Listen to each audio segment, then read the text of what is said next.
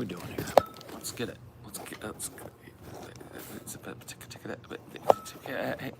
Can you not? Can we not be wobbly for no reason? Come on. Get there. And then do that. Okay. Oh, no, too wobbly. Fuck. Guten Morgen.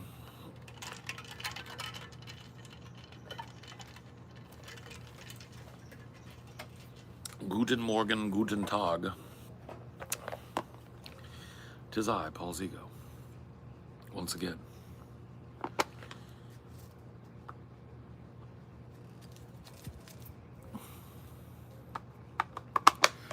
Good morning. It's time to wake and it's time to bake. Because that's the way it works.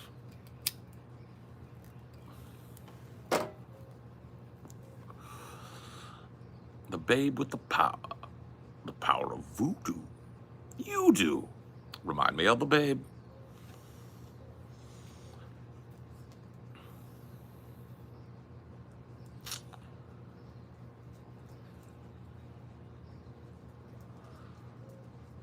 I only get notifications half of the time now. That's everybody, man. YouTube just sucks, bro.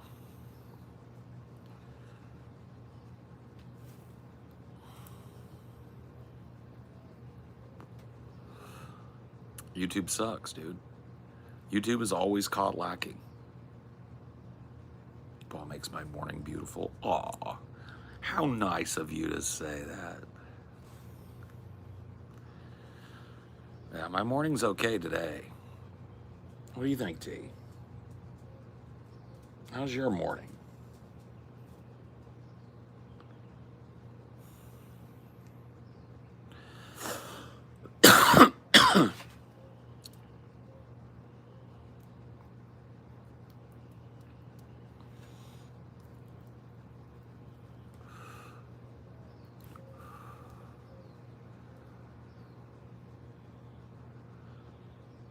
So, yesterday, I was telling everybody, don't listen to anything that the news says tonight about the shooter. Last night, everybody was running with, they identified the shooter. And then the dude that they had posted pictures of and shit was like, I'm not the shooter. I'm alive. My name is this. And so, remember what I said to you? Don't go running to the press, because like the press is going to do every fucking little joke and every little fucking rumor tonight because they want to be the first people. So yeah, it turns out that was not the guy that killed Trump. Even though like 90,000 people made live streams about it last night to cover it.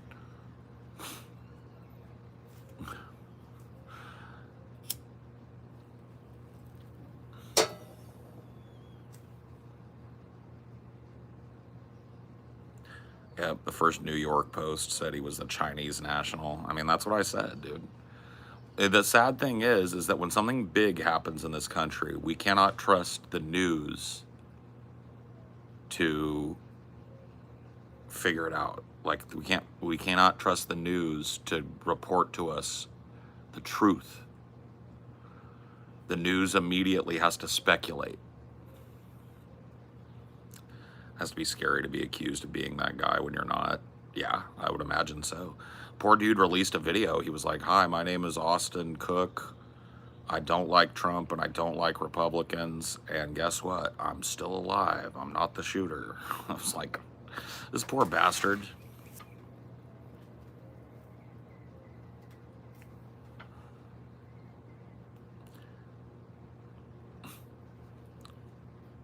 But yeah, I would think that, I didn't check this morning, but I would think that today we're gonna get some like actual information about this dude.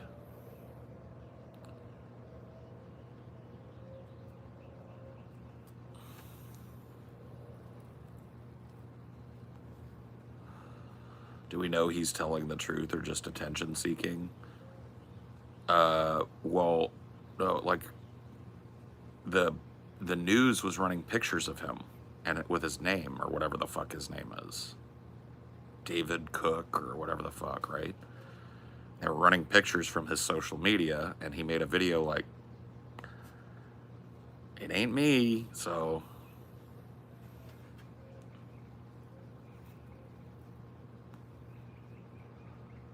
How do we still have nothing yet? That's crazy. Yeah, I mean, like, it is a little weird if we have nothing, like, by, like, noon today. You know what I mean? Like, I wouldn't say it's weird, like, it's 9 o'clock on the West Coast. It's noon on the East. We really should have something.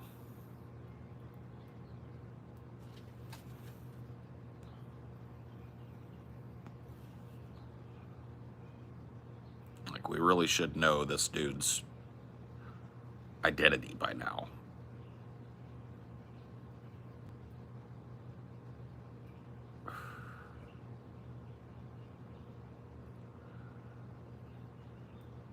Did they damage his face too much?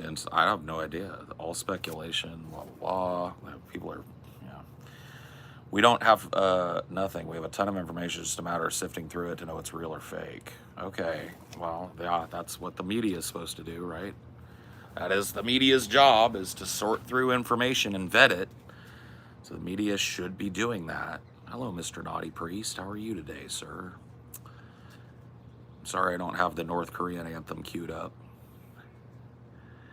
So somewhere down the line, he became radicalized. We don't even know who he is yet. So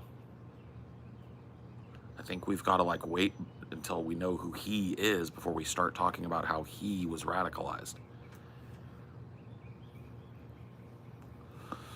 Straight from Inglewood, and you know that it's all good. You can't party in my hood every day. What's up, Inglewood? Beautiful town, by the way. Gets a lot of fucking bum rap. We show love to Inglewood here. Fellow California native. We show mad love to Inglewood. We blow the roof off of Inglewood.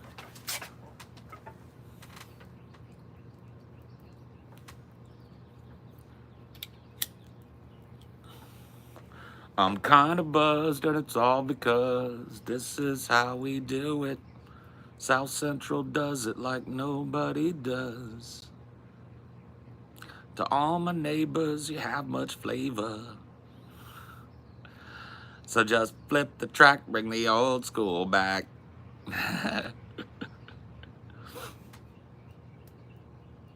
How cooked are we? Oh, we've been cooked, bud.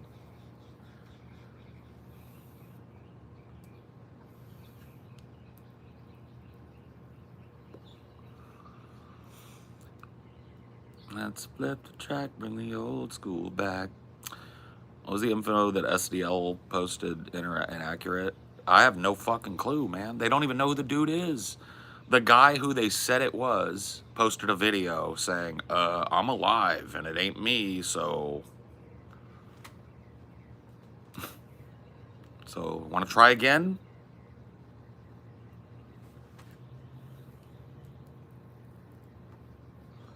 How do you get through it? This and this.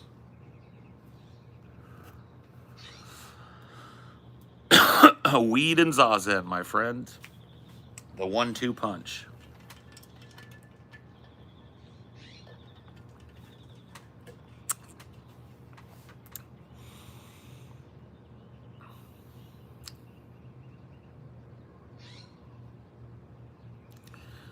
The Guardian just put out an article 15 minutes ago that still names the same guy. Are you sure the guy who said it wasn't me was who he said he was? Bro, I don't know. He looked exactly like the dude in the fucking picture. And he said he has the same name. I don't know. Maybe I'm wrong. But that's kind of the point, isn't it? We live in a misinformation environment so steep that nobody knows who this fucking guy is.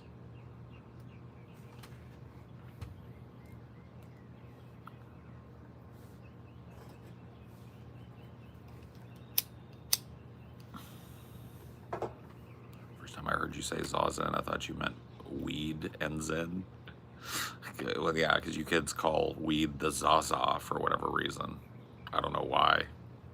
I don't know why weed needed yet another fucking nickname, but okay. Zazen is the practice of mindfulness meditation.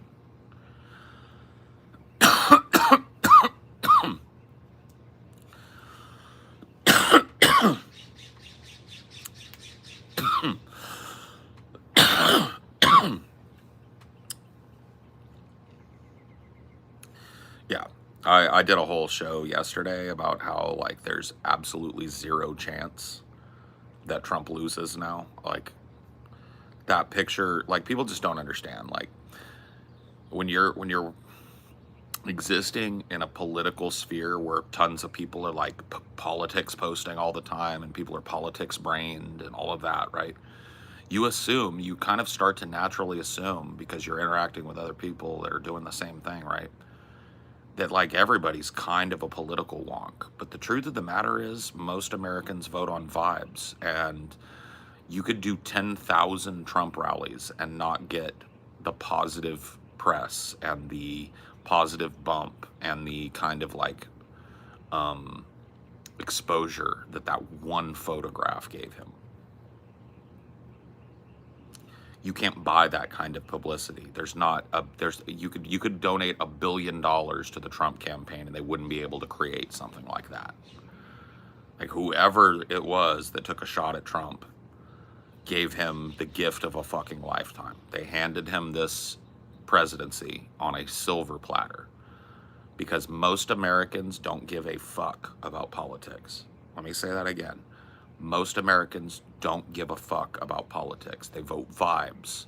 And the vibe right now is a strong fucking guy who somebody tried to kill with blood all over his face, pumping his fist and screaming fight, and an old man who doesn't know where he is. That's the optics. Optics are everything. It's over. There's nothing that dude, there's no amount of money that you could throw at Joe Biden. There's no amount of there's no crazy shit that could be done. That one picture, that, I know it's a fucking colloquialism, a trite one at that, but a picture is worth 1,000 words. That picture is worth 1 billion words. Trump could literally close up shop on his whole campaign and never do another rally again till November and win this.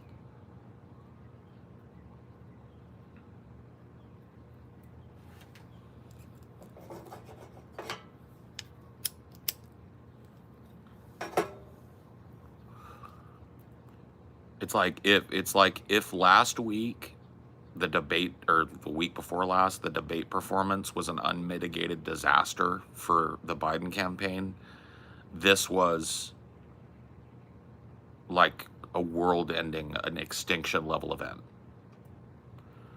It doesn't matter what Trump is or what he said, it matters how he looks. The vast majority of people in this country vote vibes. Trump looked like a fucking conquering hero yesterday. Blood running into his face, his fist defiantly raised. Scared as fuck as a trans person? You probably should be. Like, I'm not gonna fill your head with fear that Trump's gonna create the camps and round you all up, but Trump is gonna do nothing to protect you. I will tell you that. Although if I were a trans person, I'd be scared right the fuck now. I'd be scared during the Biden presidency, because Biden's not going to do a fucking thing to help you either. Do you think even 2016 Bernie would lose to Trump after this? I don't know. Probably, yeah. You guys don't understand, man. Like, this made Trump an American hero.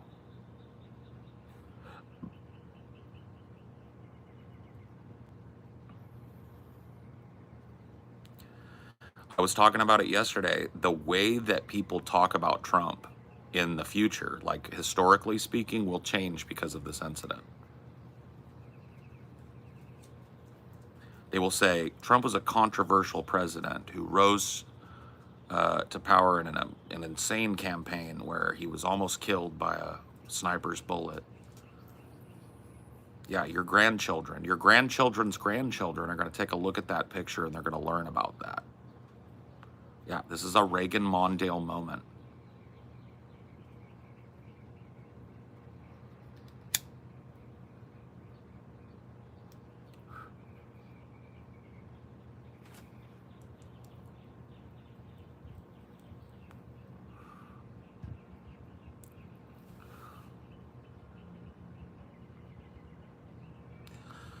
Frank Zappa was a treasure, bro. You're right.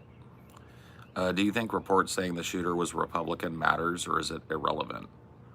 I don't think it. Like, that's the whole thing. Is like, would it have been better for Trump if the shooter turned out to be a leftist? Yes.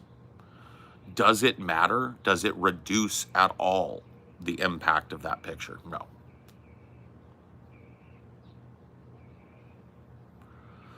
Could Jon Stewart even beat Trump at this point? I don't know, man. Like, that's the whole thing. Is like, I was trying to tell people yesterday that this whole talk about replacing Biden is over now. It's over now. It doesn't matter who you put against him, he wins. The momentum from that fucking one shot, picture and bullet, is going to be. Did you guys see the one that caught the bullet whizzing by his head? Dude, that was the wildest fucking picture. He's like this. He's just like starting to bring his hand up, and you can see the fucking streak of the bullet behind him. You guys see that shit?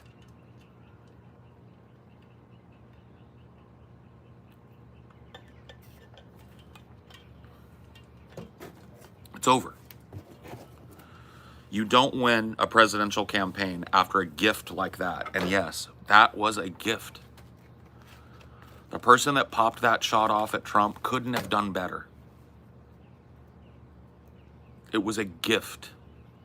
Wounded him just enough to put blood in his face. It's over.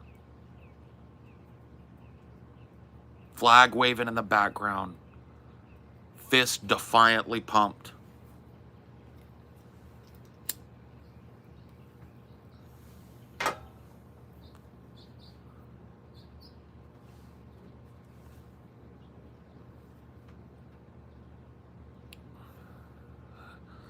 I need a hug right now.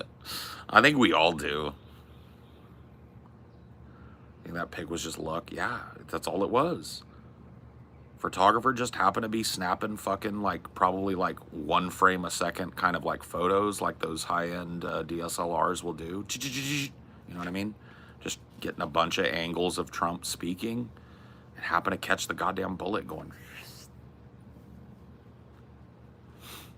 My question is, how the fuck did a 20-year-old with no military experience get a shot on a former president while over 20 people tried to yell and say he was there? This shit is so fishy. Fuck if I know, dude. I don't know.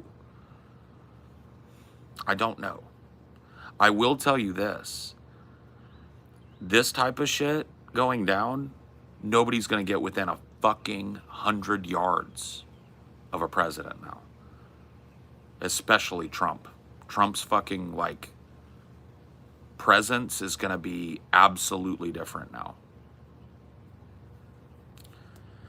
I think the Secret Service just screwed up. No conspiracy. Yeah, I mean, if there was a fucking flat roof that was accessible, that had a vantage point to Trump, there should have been Secret Service on that roof. You know what I mean? That's my thought process.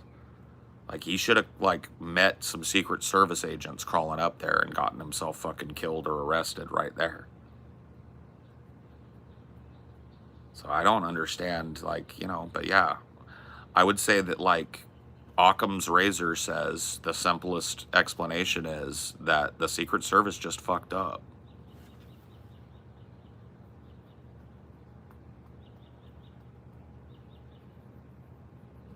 The argument was it wasn't flat. Well, whatever it was, there should have been fucking Secret Service people posted at the access points to it at the very least, let alone on top of it.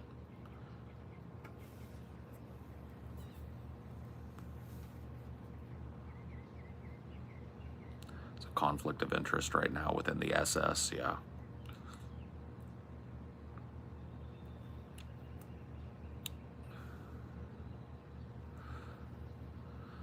Yeah, no, I mean, like, anytime something like this happens in American history, it becomes impossible for it to happen the same way again. So if you look at Kennedy driving around in an open top car, that will never happen again, right? If you look at Ronald Reagan just kind of having a casual moment in New York City, that'll never happen again, right? These types of things happen once and then they never happen again. So Secret Service is going to be 100% on point. RFK probably does have Secret Service, a detail at the very least. But I would imagine RFK also has private security. I mean, two of his relatives, including his father, was murdered for political reasons. I'd have to imagine that he pays a fucking top dollar to have some really great security around him all the time. So what aspect of this will never happen again? There will never be a roof left open near a candidate ever again. In fact, I would say that there probably won't be open air rallies in view of like sniper positions ever again.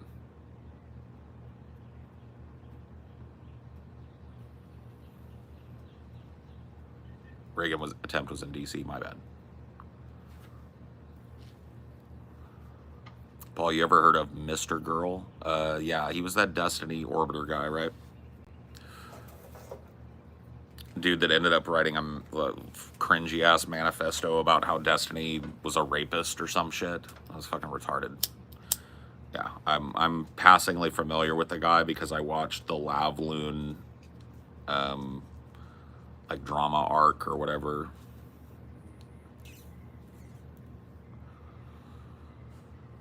I would think that would already be the case. Well, it wasn't. If you would think that would already be the case, yesterday it was not the case. There was a roof with a completely open fucking vantage point to Trump that was not covered. And it allowed a dude to get 4 or 5 or 6 shots off, kill one person in the crowd, maybe kill a second, almost kill the president. Just think if that, like, if that bullet had been 1 inch to the right of where it landed, President Trump would be dead. It's fucking crazy.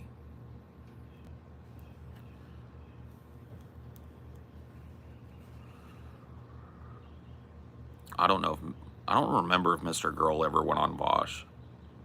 Like I said, I didn't follow him. I followed the drama on Destiny. So apparently Destiny just did a stream outing Boogie, claiming, yeah. Yeah, that was big news like 4 days ago or 5 days ago. Destiny was on a podcast called Anything Else, which he may be a part of. I don't know.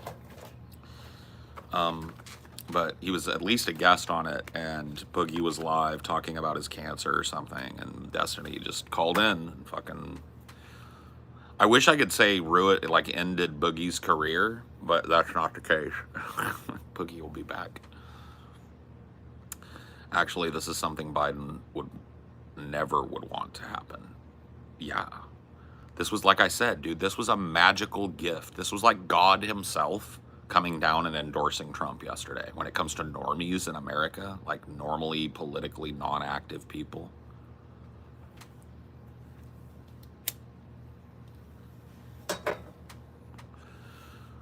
This was about the most devastating thing that could have happened to the Biden campaign, especially now. Do you see these Secret Service, women's Secret Service fumbling and bumbling their guns? I did not see that. In fact, like, the only video I saw of female Secret Service agents yesterday was once Trump was bundled into the car, they were covering the crowd as the car pulled away. And they looked pretty professional to me.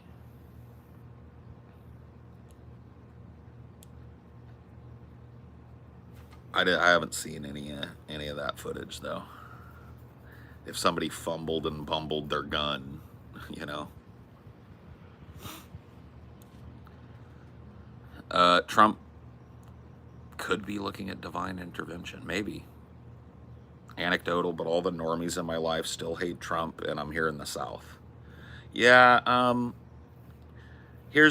so when I say that Trump was gifted that, he's not going to win every vote. There are some people that are anybody but Trump or never Trumpers or whatever the fuck, right? Those people weren't going to get won over anyway, right?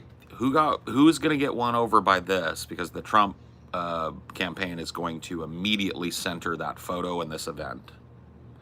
People that are going to get won over by that are people that don't vote usually, or people that are registered Democrats but haven't voted since fucking Bill Clinton, or people that don't vote, or have voted Republican in the past but haven't voted since 2016, or people that fucking like are in registered independents, who usually don't, like all these like middle of the road, low information, normie voters that are mostly apolitical in their lives. And there are still millions and millions and millions, tens of millions of these people in this country.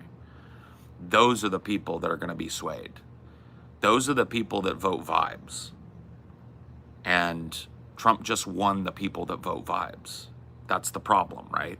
It's not that there aren't people who are principled against Trump who would never vote for him. It's not that there are people who have decided they're voting for Biden no matter what. Like, those people don't matter anymore, right? Those two sides have been competing to get the votes of the people I'm talking about, the do-nothing normies. And Biden, for the last 2 weeks, has been in the news cycle as a dribbling, drooling, old, decrepit man who can barely fucking get a sentence out. And Trump is now a conquering American hero with one of the most iconic pictures taken in the last 100 years in America. It's over.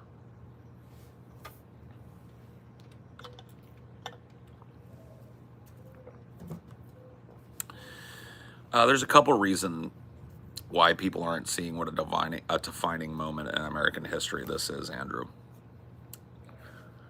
And there's a couple reasons, right? Number one, people are coping, right? There are a lot of people that know this in their heart, know what I'm talking about in their heart to be true, but they don't want it to be true. They want to keep raising the pom-poms and thinking they're going to find an angle to win this, right? And then there are just people who are stupid. Maybe not stupid, misinformed, right? Or lacking in experience. They haven't seen what something like this does to a campaign before, and so it's all new and theoretical to them. So maybe this isn't that bad. Maybe people won't care, right?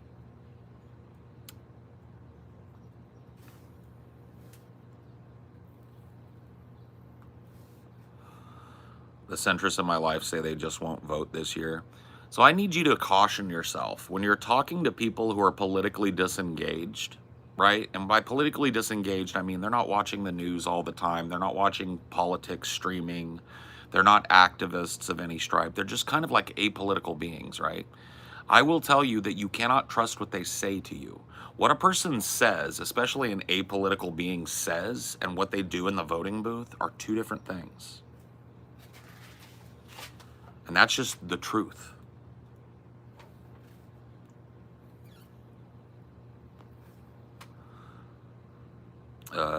Medicare says he normally doesn't vote, but after this he said he will, just to say fuck you to the guy who fired. There's those people too, right? There are people out there that are just like, they tried to kill this fucking guy.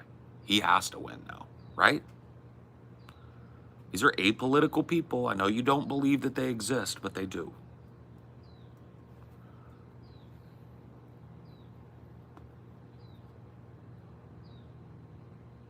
Trump said, wait, and then raised his fist. Oh no, he knew. There's a picture that somebody got of him ducked down behind the podium with blood on his face. And I firmly believe the look on his face is not fear. It's contemplation. It's like, this is a gift. I have to handle this perfectly. Once they get this fucking guy, I have to stand up and pump my fist at this audience. Pump it. This is a moment. He knew it. Of course he knew it. Guy's a fucking media hound. Guy spends all day watching the news, cable news, all day long. Dinor is great. Where is he's right here. There's the dirty D right there.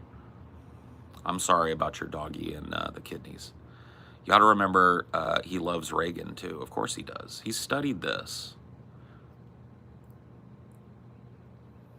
He studied this.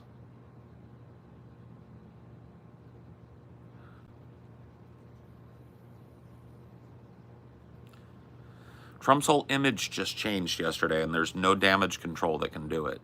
If you go too hard on Trump right now as a mainstream Democrat, you look unhinged. Right? The whole Biden campaign fucking strategy going forward, Biden laid it out, was to put Trump in the crosshairs. I'm not saying that that caused him to get shot. I'm just saying, like, the whole point of Biden's campaign going forward was, hey, they're paying too much attention to me. Let's point out all this guy's fucking shit. That's over now. They look unhinged. They look unhinged if they keep doing that. So Trump is just in the catbird seat. He just basically won this election. There's nothing that anybody can do about it other than, you know, like, well, I won't even say that. I was going to say try again, but that ain't going to work. Trump's not going to be open air again.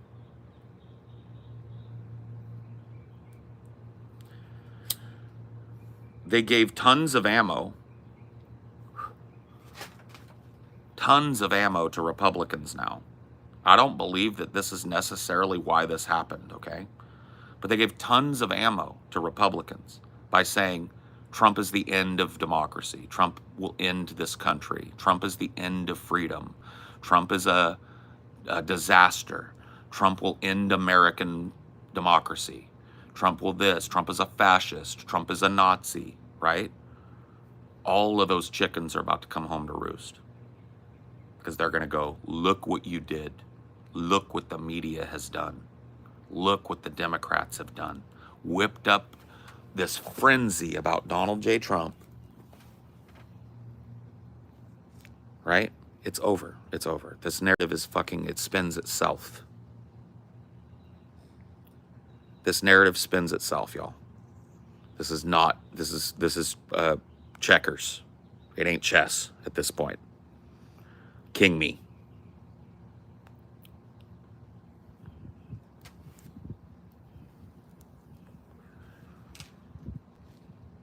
Look what you did. Facts. See? That's going to be the narrative from now till November and beyond. The unhinged bullshit that the online left and the Democrats and the media have been saying about Trump caused this. That's what they're going to be saying from now till the end of fucking time. And there are so many left-wing media figures, online leftists, fucking cable news people, right, that have their pants around their ankles on this.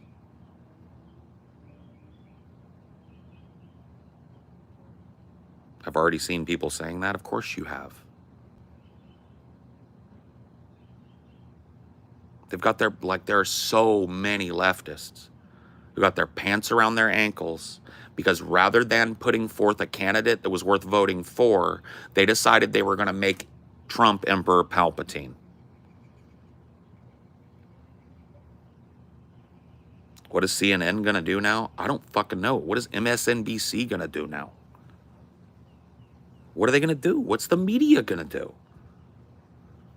The constant stream coming out of this fucking campaign, the Trump campaign, is going to be the media did this. The Democrats did this. The leftists did this. I don't know what they're going to fucking do. Say, nuh-uh? No, we didn't run unhinged story after unhinged story after unhinged story about Trump ending democracy. No, we didn't. Is that what they're going to say?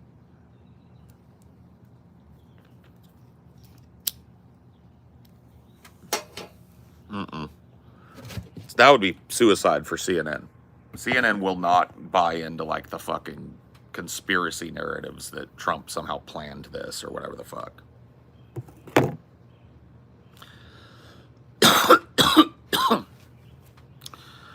I just got done saying it. I don't believe that there's anybody that could throw up. See, before this, before yesterday, I believe there were probably a few fucking mainstream Democrats out there that could have maybe beat Trump if we'd have swapped it out.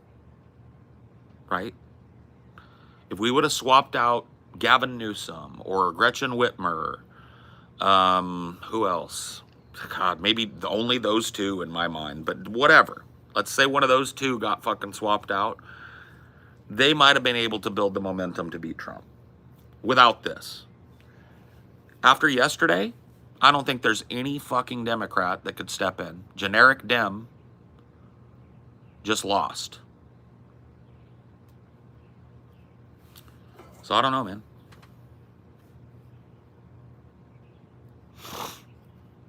Bernie is not going to do it. I don't know if Bernie could even win now.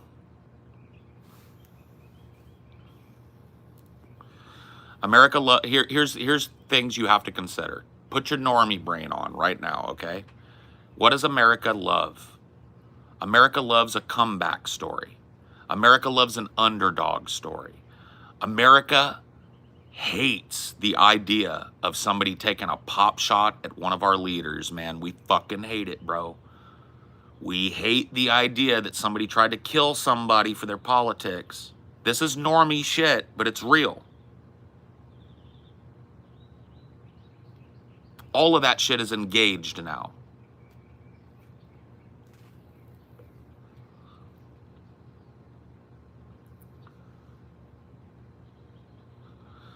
Destiny doesn't lol. Have you seen his Twitter? I don't want to dude, I think Destiny might be having a moment or something, and I don't want to be accused of piling on, but he is posting some unhinged shit.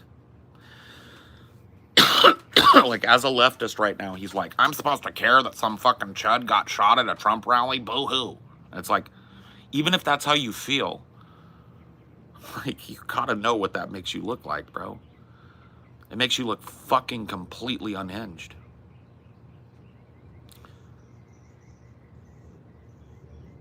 I think it broke his brain, because here's the thing. Destiny's a smart guy, and all this shit I'm saying with my mouth right now, he knows. He knows what a gift that picture was. Right? And he knows that that means that Trump can't be beaten now.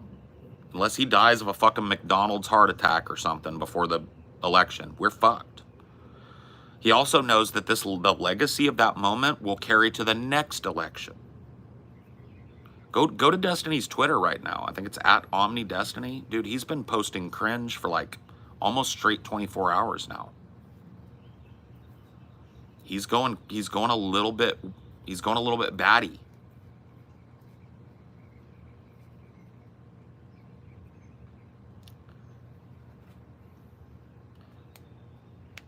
Destiny is smart, but he doesn't have critical thinking skill. I don't know. I wouldn't say that. I would say that Destiny's having a mental moment right now. Like, he's having a mental health moment, I think. I think Destiny doesn't know how to marry his worldview with what happened yesterday, and he's freaking out about it.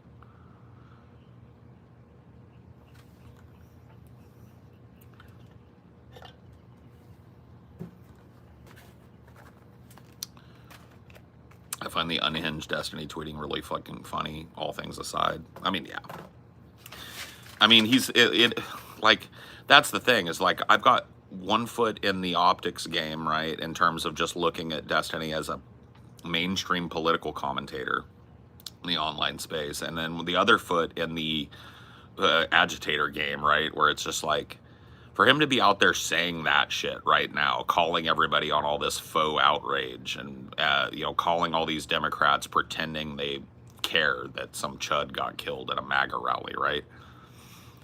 Like, it is pretty fucking funny. The problem is that he knows, as well as you know, as well as everybody knows, that, and especially in electoralism, optics trumps all. Optics is the easiest argument to make, right? And it's the least obtrusive argument to normies. And he's lost the optics game forever and for always. Like, people are screenshotting because he's made multiple unhinged tweets. Look at his replies. Like, look at his, like, you might just be looking at his main tweets. Look at his, like, reply tweets and shit. He's been saying some fucking crazy shit.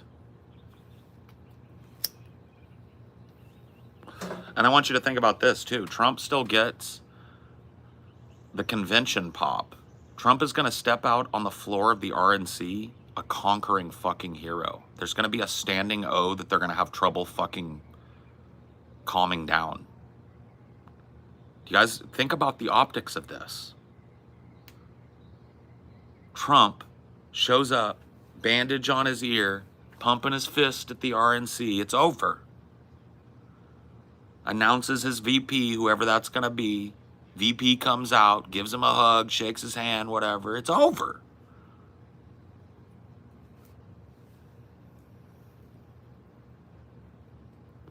RNC is tomorrow, y'all. It's the 14th.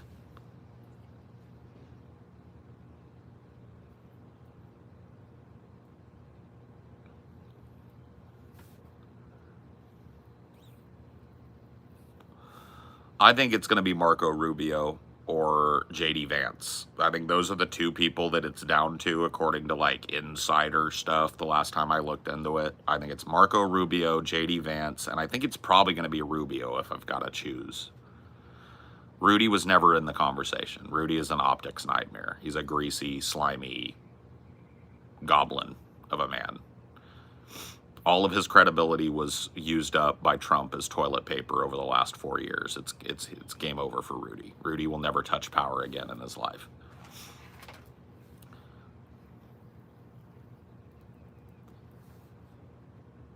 We know it, they know it, RNC on lock, Rubio in the game. Probably so, yeah. So, yeah, of that, we covered it like 2 or 3 weeks ago where we looked at the 9-person list, the short list for Trump, and I chose Rubio then, and I'm sticking with it. I think that Marco Rubio is probably a smart pick, honestly. He's dumb, but he'll do what he's told. He's young and attractive, so that helps counterplay the age argument, right? Little Marco Rubio, gonna be my VP now. Speaks Spanish, that's good. Yeah, I mean, his background does come into play. It helps with Hispanic voters who are already kind of leaning Trump anyway, according to the polling. So, you know, I think Rubio's the pick. I don't think JD Vance has a good enough name, and I don't think he cuts the right jib for VP. So I think Trump probably wants JD Vance because JD Vance is like an unabashed Trump glazer, but I think he will be convinced to pick Rubio. JD Vance is a relative unknown to normies. Marco Rubio's name has at least been out there in a couple of electoral cycles, you know what I mean? Like,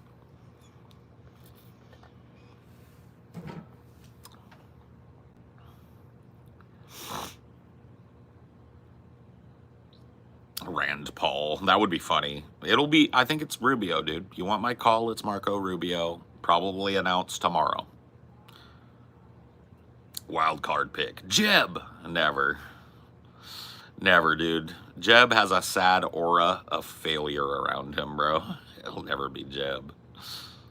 Poor Jeb, man. I still want to make that movie about Jeb Bush, bro.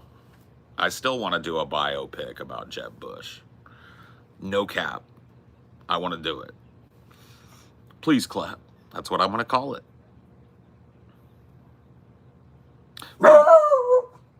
Dinor. What did you see? Whatever it was is allowed to be. Okay? Where my dogs at? Wind it down, T. Wind it down, buddy boy. It's okay.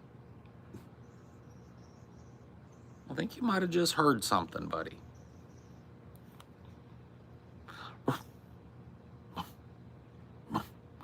He'll sit there and boof for like a minute after he lets a bark out. Is he going to look again? What did you see? Don't bark again. No. Hey, there's something you don't like to see over there. Then don't look at it. Hey, come here. Over here. Over here. Lay down. Lay down. Good boy. The Jeb prom date scene lives rent free. Yeah, dude. Paul, will the gun violence be addressed at all after this? Fuck no, it won't. Holy crap, you weren't kidding about Destiny's Twitter, dude. Just straight up insulting the innocent guy that was killed in response to a photo of bloody bleachers. Yeah. No, I know. He's gone off his nut, bro. I don't think Destiny's okay right now. I think he's, like I said, that's why I said at the beginning, I don't want to like dunk on the dude too hard because I think he's having like a mental health moment right now. Dinor. Is there another puppy over there or something? Like, let me go take a look at what you're seeing that has got you unhinged.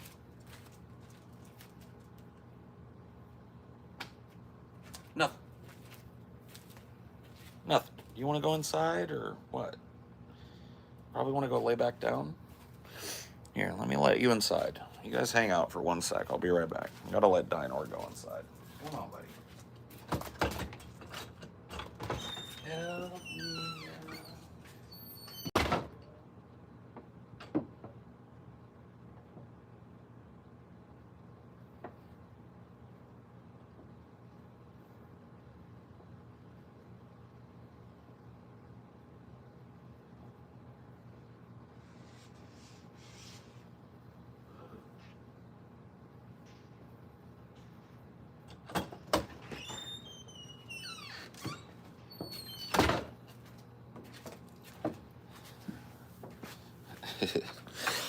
Oh, goodness gracious.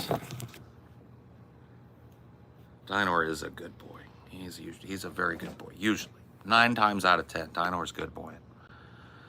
I didn't want to say it, but I felt when you and Destiny were talking the other day, because I recognized things for myself, maybe he's not doing so good. Maybe. I don't know, man. I mean, I don't want to mind read the guy. I don't know what his mental state is, but for a guy that like has spent a lot of time in the last couple of years trying to build this like bridge of optics, like he was on I watched you know, like a highlight reel of him on Jubilee one time, which is like a debate show, right? And he was talking about how he believes we need to build a bridge between the left and the right. That like not listening to people because their politics are different from yours is a big deal, and that you shouldn't otherize these people. And it's just like all that has been wadded up and gone out the window. You know, like these tweets are fucking unhinged. It's a good thing that Destiny's on vacation right now, I think. Because like I think if he was live with this type of shit, this would be even more damning. Like, at least he's got the plausible deniability of, I was just trolling on Twitter, y'all. You know, but like, if he doesn't get this out of his system and makes a bunch of video clips of him being unhinged like this, it's not going to be good for him. He's trying to fight against the idea that people can have emotional responses rather than logical ones. Well, he can fight against that, but that's like fighting against human nature. You know what I mean?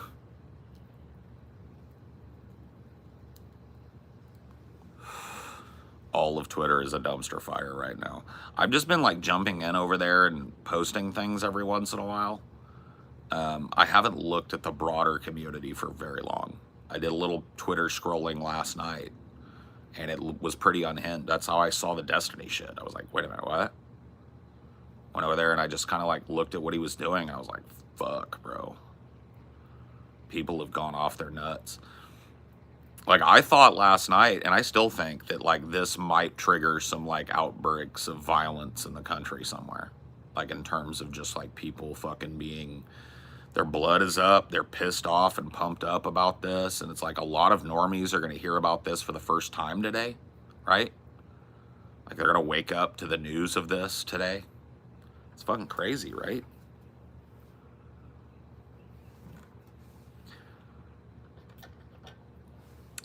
Would you be okay with being approached by a fan? It happens, well, not all the time, but it's happened a bunch of times. It's totally cool to me. As long as, like, person is respectful, right? Like, I'll shake your hand, I'll give you a hug, I'll take a picture with you, I'll talk with you for a minute, but I'll probably have to be on my way, you know? But yeah, no, as long as the fan is respectful, I'm cool with it. I always have been.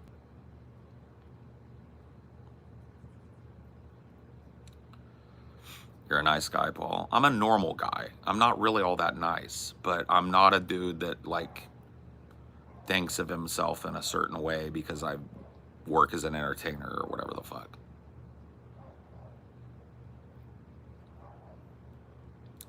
I just arrived. What's the Destiny shit? I'm asking at chatters. I don't expect Paul. I mean, you probably shouldn't ask chat about shit, but just go look at Destiny's Twitter and read like his last 24 hours and you'll see what we're talking about. Would you be okay if you were approved by an African American? Approved? What does that mean? Approached is what you meant. Absolutely. Yeah. There are African American people in our fans, and we do face-to-face meetups where we mingle with the fans, sign shit, shake hands, smoke weed, give hugs. And believe it or not, there are black folks that come. It's okay.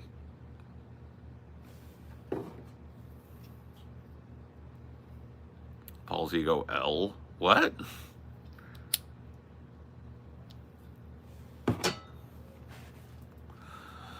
Liked you on Destiny last week, just now realizing you were that guy, Lamau. Oh, well, thanks. Yeah, I'm that guy. My name is Paul Zigo. How are you? Do you think the attempt was politically motivated? I think YouTube trying to censor this question. I gotta be honest with you, I don't know. Until we, like, this dude has got a manifesto. Or at least he's got a social media presence that's gonna point to what was going on with him. Right? So until we see that, I don't really think that speculation gets us much. This could be politically motivated. This could be just an unhinged person that went off their nut. We don't know anything about the dude yet, Phoebes, as far as I know.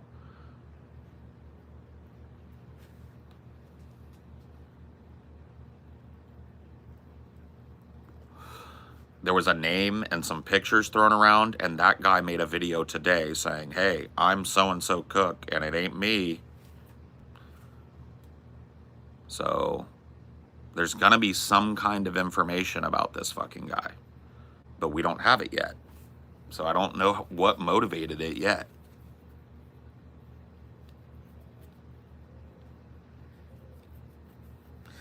And I don't think that I'll be okay.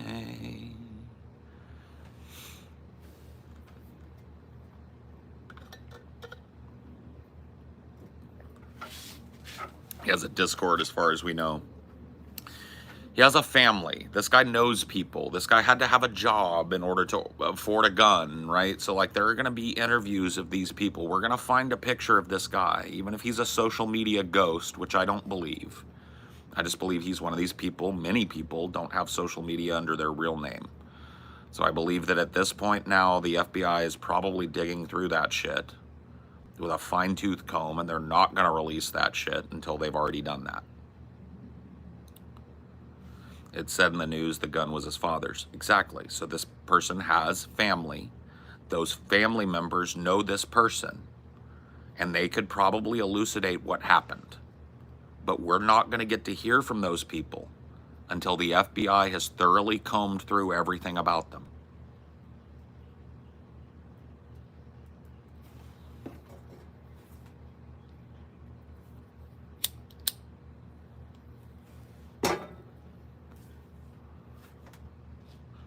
You think there might be this might incite more violence? Yes.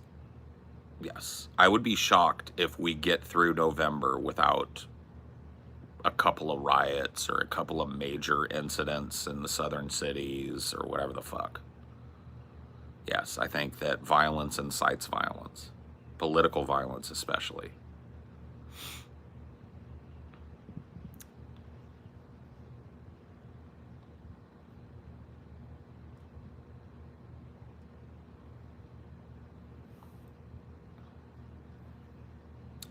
Secret Service fucked up. Yeah, it would seem so, but once again, I don't know all the details. Like I said, like all we know is what we saw, right? As far as the surrounding detail, why wasn't there a team of fucking Secret Service on top of that building? Why wasn't that building being maximally guarded and watched at all times? Why did somebody have time to set up a fucking sniper shot on Trump from that fucking vantage? You know what I mean? Like, all of those questions loom but there's going to be a full fucking investigation of this, and we'll know more in a week. But this idea that we're going to know the entire scope of this less than 24 hours after? Nah. Staged? Nope. Nope. This happened. All right? I know Blue Anon wants to think that this was some kind of like, you know, fucking Manchurian Candidate type of fucking political theater moment. This happened. Don't cope. Don't be Blue MAGA. Don't be Blue Anon. This happened. You have to deal with the fact that this happened.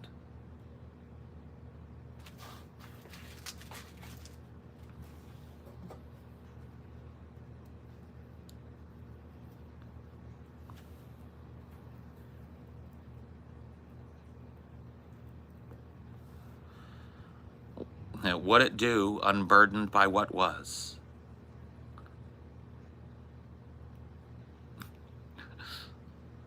Still can't believe it happened. It's crazy. It's a historic moment. You guys lived through something that kids 100 years from now will learn about in civics class. You guys literally lived through something. A lot of you young folks, too, 20s, 30s, right? Lived through something that your children and your children's children and their children's children will learn about in school.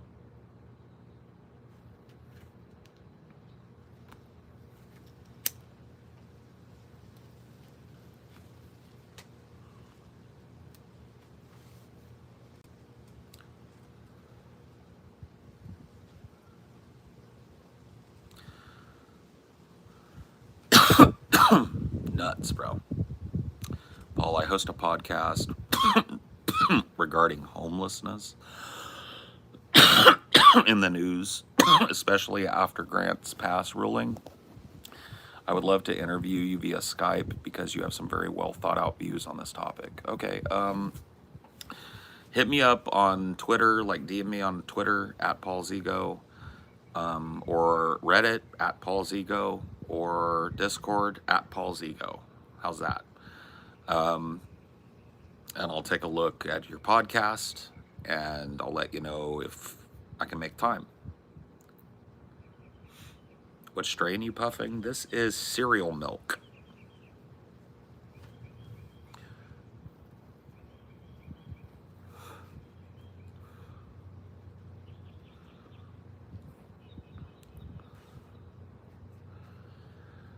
Fire.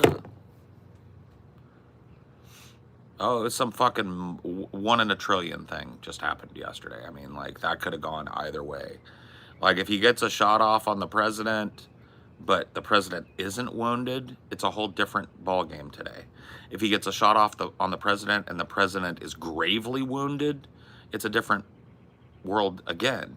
If he gets a shot off on the president and noodles him and the president is dead, that's a whole different ballgame yet again, right? So, like, it was a fulcrum of reality. And we teetered on the edge of a knife.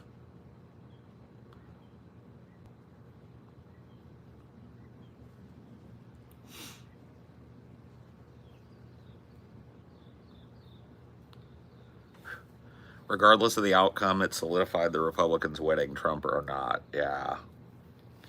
I mean, I don't know about Republicans, but Trump, as long as Trump doesn't fucking stroke out between now and November, they better just get him on a fucking decent diet and get him on some fucking heart meds and shit. No more McDonald's from now till November, Mr. Trump. No more double quarter pounders with extra cheese, Mr. Trump. No more 20-piece nuggets, Mr. Trump. Because that's the only thing that stops him, is like a heart attack. It's his age, right? He's on Ozempic. Well, you know, keep him on it. Yeah. You're absolutely fucking right. We almost had a Zapruder film in 4K from 20 different angles. You're right. It would have been fucking insane, right? Whole different world today.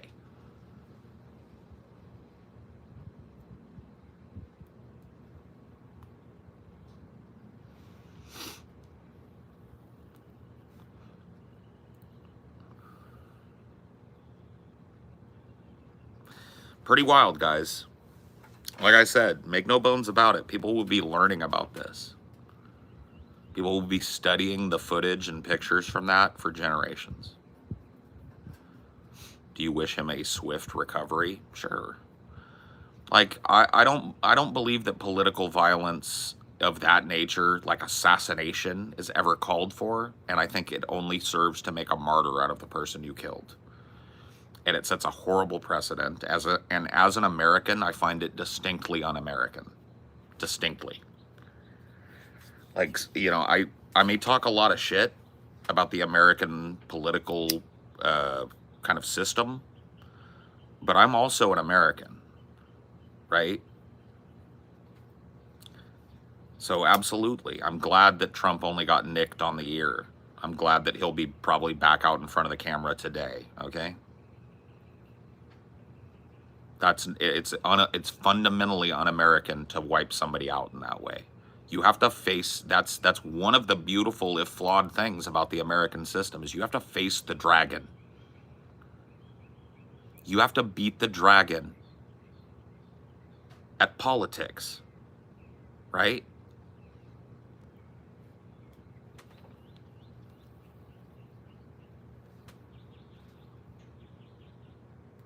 So no, I think assassination is disgusting.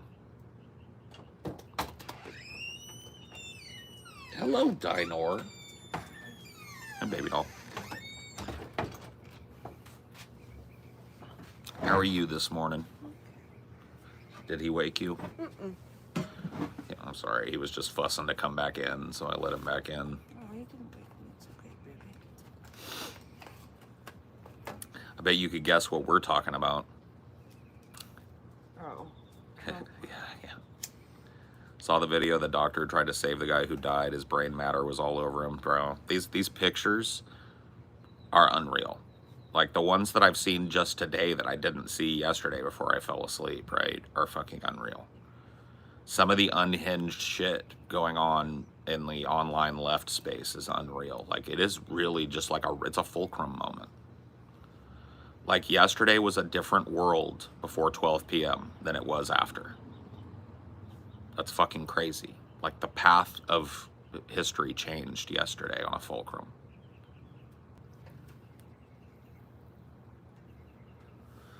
Is it 2 dead now? I know that there was one person who was in critical condition yesterday and one person that was definitely dead.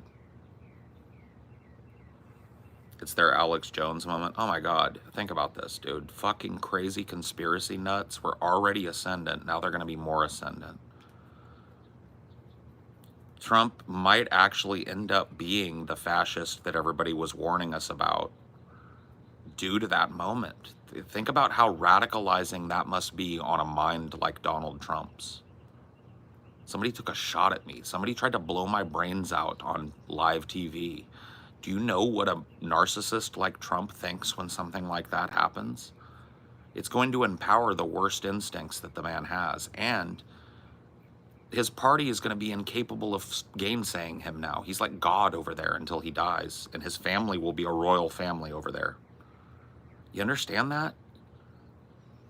There was like a pretty growing element of people within the Republican Party who were talking shit on Trump. Those people are going to be fucking silent now. And they're going to hope that Trump doesn't go back and dig through that shit.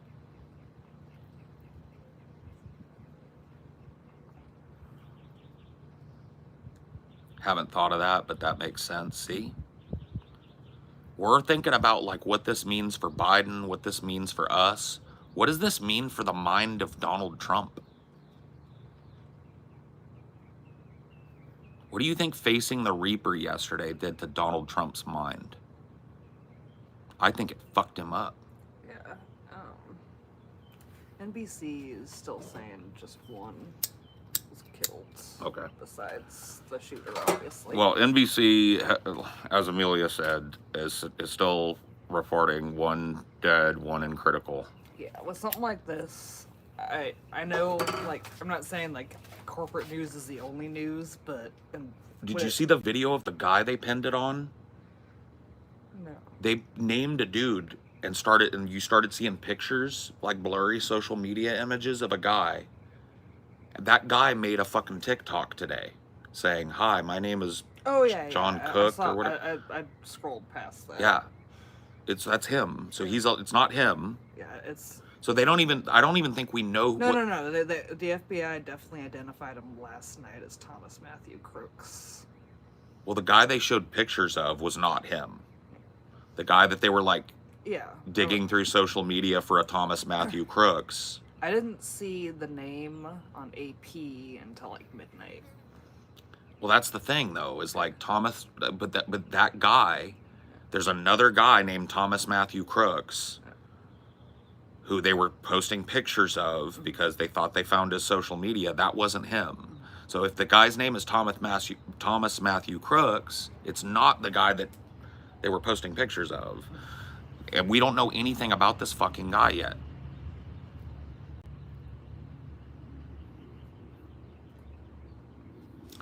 Name of the guy is right. The guy who made the video did it as a joke. Yeah, but he was showing up.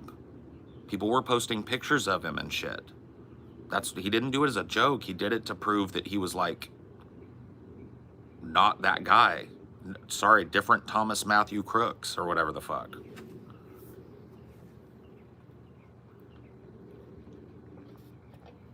But this is why Amelia and I were saying yesterday after this broke, don't listen to the media until tomorrow. The media is going to run with every rumor it fucking has until tomorrow. Paul, just wondering, seems like you respect Demon Mama, whose politics are very similar to Vosh's. What differs? Her tactics. Number one, I don't think Demon Mama's politics are all that similar to Vosh's. She's not an electoralist, so that sets her apart from Vosh pretty fucking starkly right there.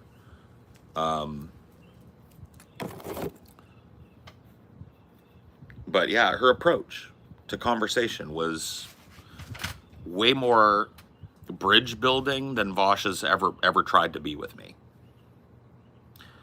If she's wrong or doesn't know, she'll say, "I don't know." Or, "That's interesting, I'll look into that." Right? Like that goes a fucking country mile with me. She's more electoralist than you, but less than Vosh. Sure.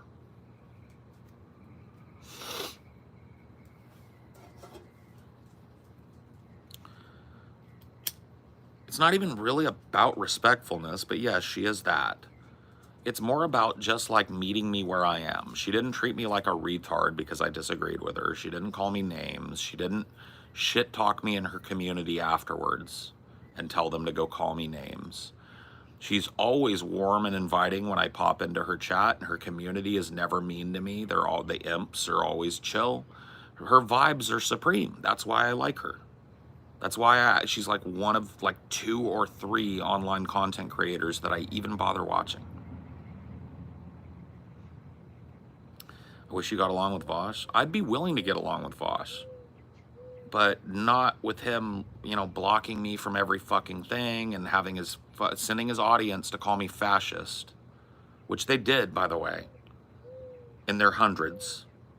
for months, and then not even a retraction. I don't even want an apology from dude. I just want to say like, yeah, the shit I said about Paul's ego and other people when they were opposing Biden's candidacy early, you know, where I was comparing them to Trumpists and fascists and Nazis and shit, that was wrong, and I should have done that. That's all I want. I mean, that seems like something I would say, like if Vosh was vindicated and I called him some kind of pussy and then he ended up getting in a rumble at an Antifa rally or something. I don't know.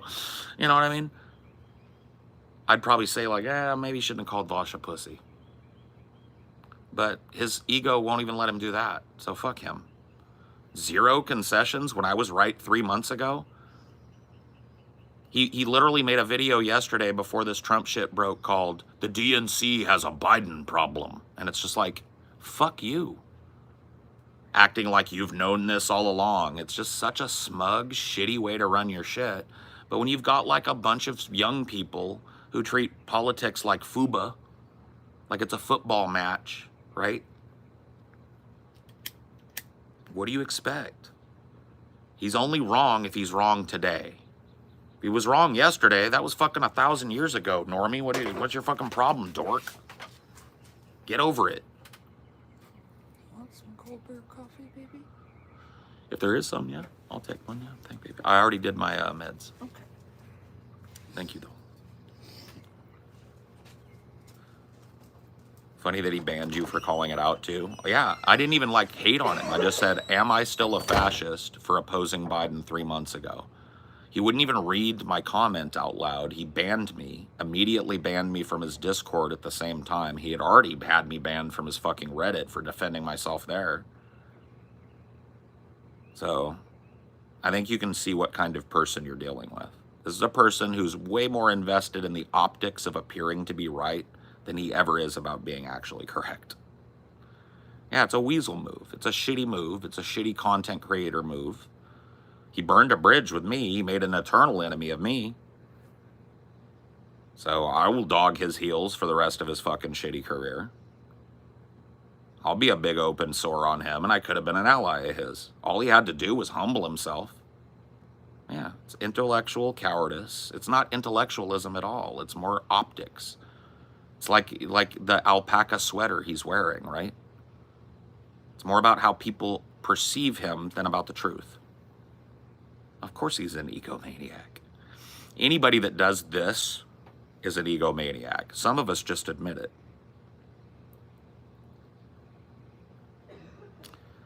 Dude, I would be totally, I'm not a fucking petty guy, dude. If Vosh came out and said, hey, when I told you guys to go call Paul's ego a fascist, I probably shouldn't have done that. That was shitty. That was a shitty thing for me to do, to use my platform to label another leftist as a fascist because they were ringing the fucking alarm bells on Biden months before me was wrong. That's all he has to say. But that'll never come out of his mouth. He'd have a bridge with me. I'd go on a show and we could talk fucking what's next. It might be great content, but I will never ever touch him in debate ever again unless he first is willing to admit that it was wrong of him to label me a Nazi and a fascist and a secret Trumper, as he and his fucking fan base did, as he ordered his fan base to do.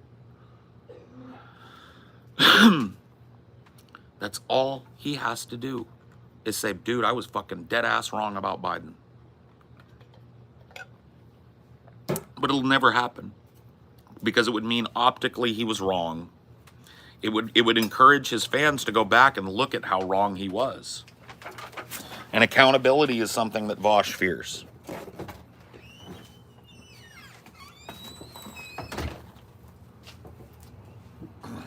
Oh, thank you, baby. Thank you.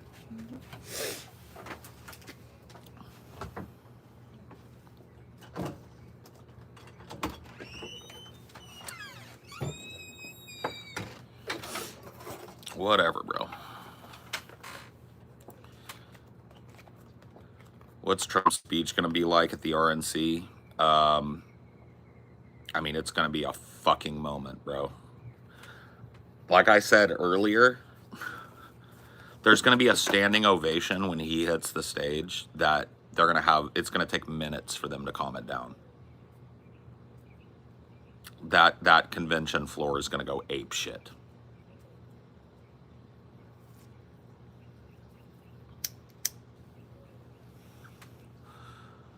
Contrast that with the response to Biden at the DNC.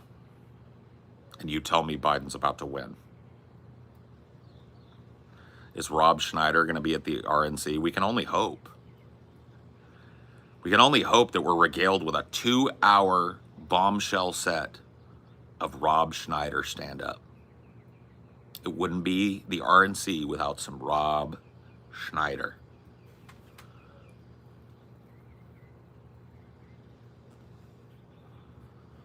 Oh my God, the hero worship over there is going to be crazy. And then I just want you guys to watch this. If you think I'm like catastrophizing or doomering, right? I want you guys to do this.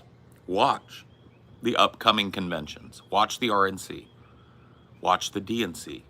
Juxtapose the energy and get back at me.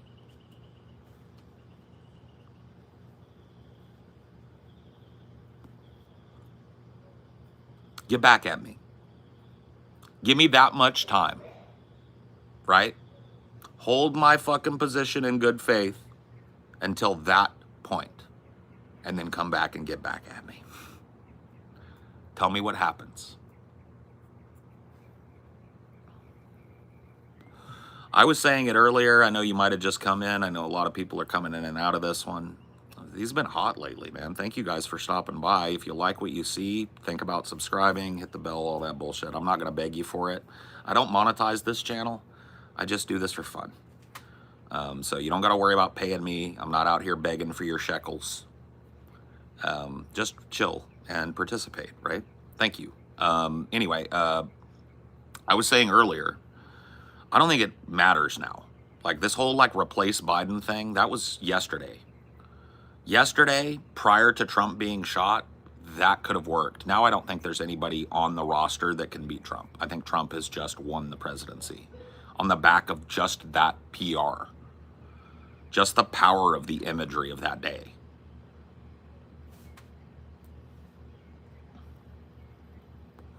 Well, Ash, make sure you fucking subscribe if you're not.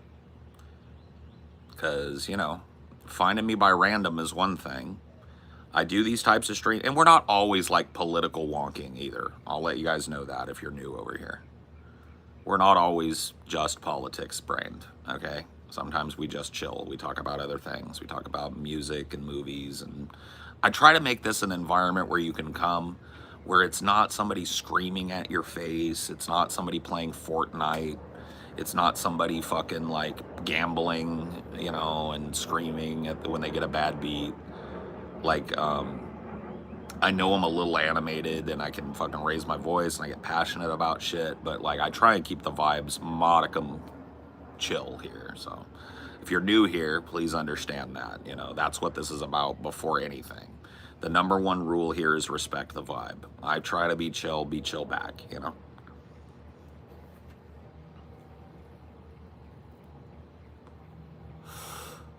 You're not gonna get me, bro. You're not going to get me, Builder. You got to wake up earlier in the morning to get me. Actually, what is your general view on animal abuse? I'm one of those people that sometimes feels more empathetic response for animals than I do humans. I'm an absolute, I love animals. Yeah, we chillin'.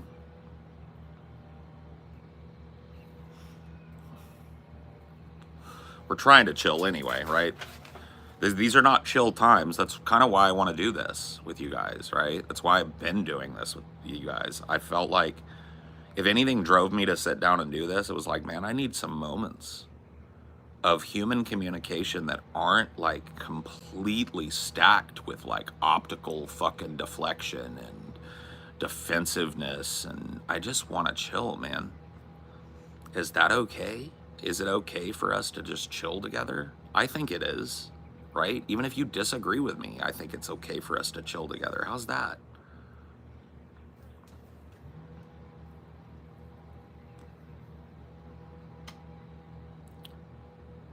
Since we know Trump will be prez, how do you think things will pan out in the next 4 years?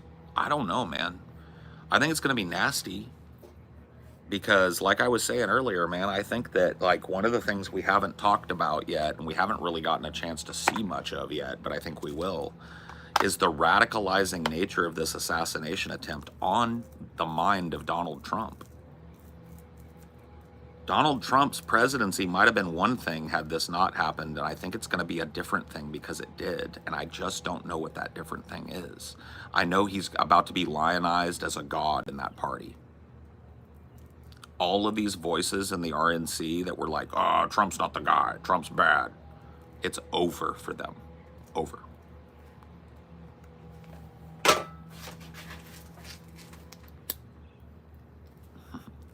Polarmist. Yeah. I mean, hey, you could call me out on that.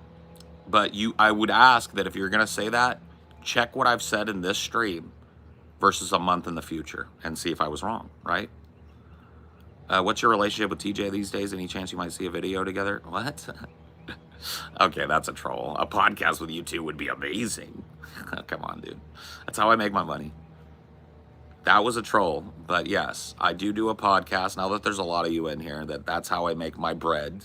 It's called Deep Fat Fried here on YouTube. We're live every Tuesday and Friday for the plebs. Then it goes private for the patrons. That's how I make the butter, the bread.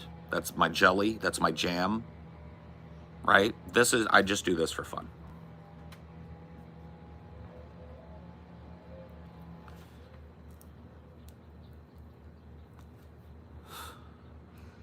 Either a troll or someone living under a very large rock.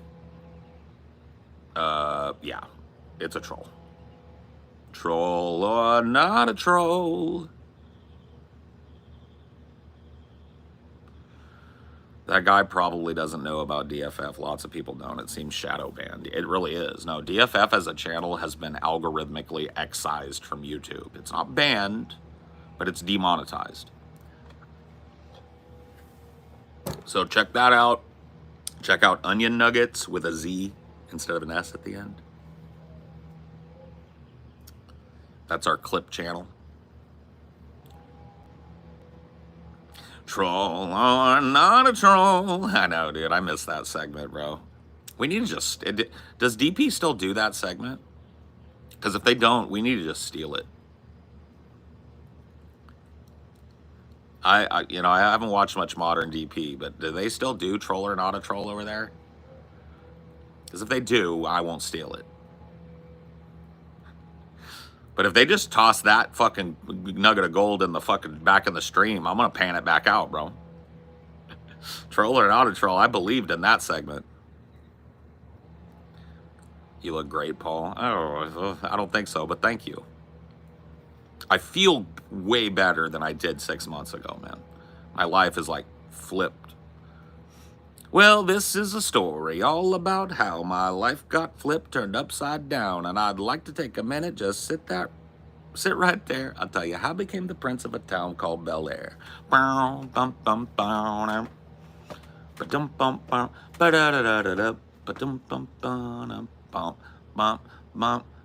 In West Philadelphia, born and raised, on the playground is where I spend most of my days. Chilling out, maxing, relaxing, all coolin', all shooting some b-ball outside of the school when a couple of guys, they was up to no good, started making trouble in my neighborhood. I got in one little fight and my mom got scared. She said, "You're moving with your auntie and uncle to Bel Air."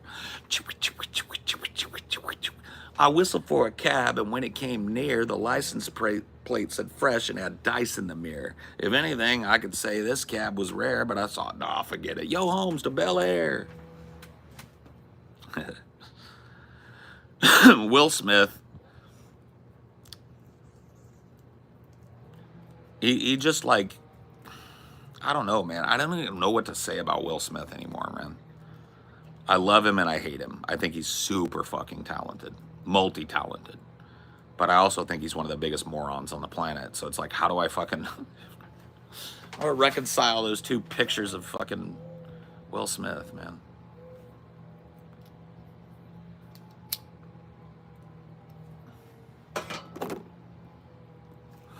No, I don't buy this shit that Jada is controlling him or whatever. Maybe I'm wrong, but I just don't feel like it's that way. I feel like him and Jada have a complex, like, poly relationship or something, and they don't want to talk about it publicly.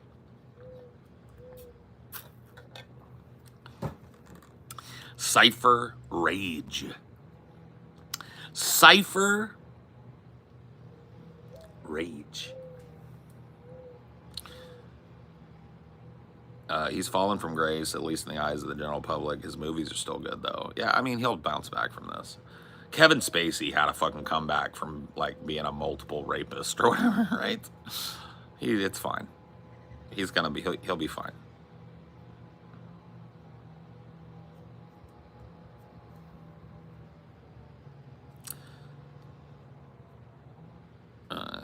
Dude, that's my thing, though, dude, is like, big, hard penises create insecure men. Insecure men create small penis energy. Small penis energy creates big, giant dick energy. You know what I mean? Like, that's my social prescription there. Everything comes down to penis. You guys want to know the truth of why we're like at war now and why everything seems so fucked up? It's all about wiener. Can we be real about this, dude? That is the first thing that we went to war for. You guys know it, right? Think about it in your mind. Close your eyes, right? Let me take you on a jungle journey, right? We're going to the primordial jungle, man. We're going to, like, our first human ancestors, right? Running around the jungle, fucking climbing up in the trees and shit, scavenging on the ground, using tools to pull bugs out of the log, right? Those bugs taste fucking good, don't they? Right? Then an ape walks over to you, right? He plops down next to you. And you look over and the first thing you see is those big old balls and a big dick. And you're like, and you look down at yours and it looks like a little shrimp. And you're like, fuck. And he's just like, oh. And you're like, no. So you pick up a rock. You catch that big dick motherfucker, right?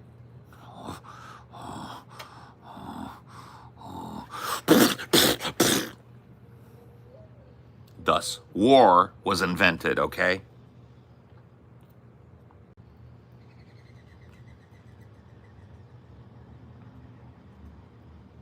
That's all I got to say about that, okay?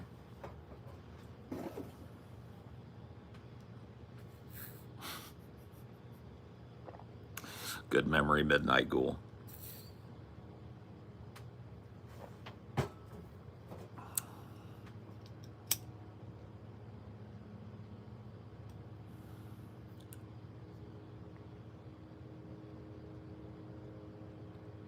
People just don't know, man.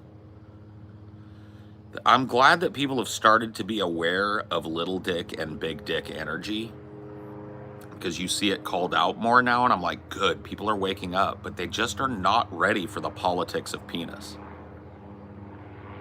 They're not ready to admit that everything is about a penis. If you really drill down into it,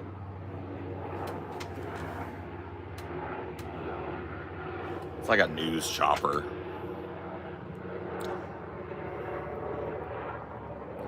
It really is about penis.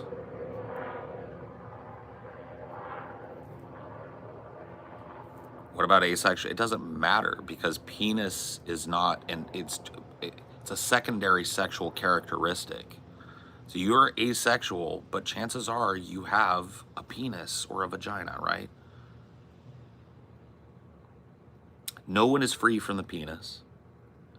Oh my God, you think lesbians are free from the penis? The women that, like, strap on penises to fuck each other with them?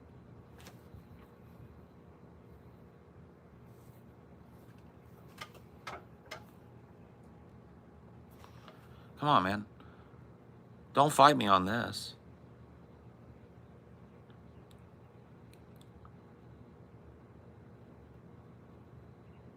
Don't fight me on this. No one is free from the influence of penis. Do you really think small PP men give off that energy? Well, here's my thoughts on that. I'm glad you asked. I think the big dick energy is not necessarily about the dick in every situation. I believe that there are people who have small PP but they give off big PP energy. And I believe there are probably people that have big PP, but they give off small PP energy, right? So that's what I think about it. I think your PP energy is not necessarily dependent on your PP. Now, it's hard to have big PP energy on a nudist beach if you've got a small PP, right? So that would be a situation in which your small PP might dictate your energy. What if it's average size? Yeah, but then there's the grower and the shower, right? So if it's average size and you're a shower, you're fine. If it's average size and you're a grower, it looks like you've got a belly button down there. Trust me. Trust me. I know a guy.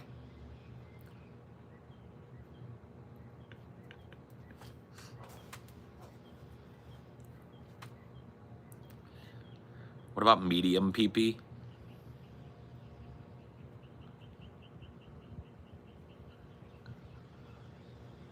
Average equals small. Exactly. Exactly. I agree.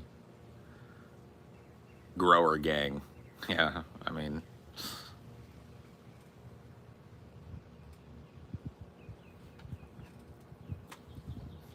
the hell have I just come across? We're talking about penis. I'm sorry. This is something that we don't talk about, you know?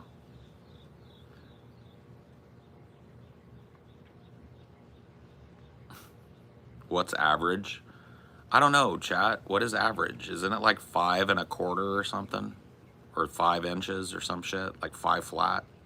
Isn't that 5 flat the average?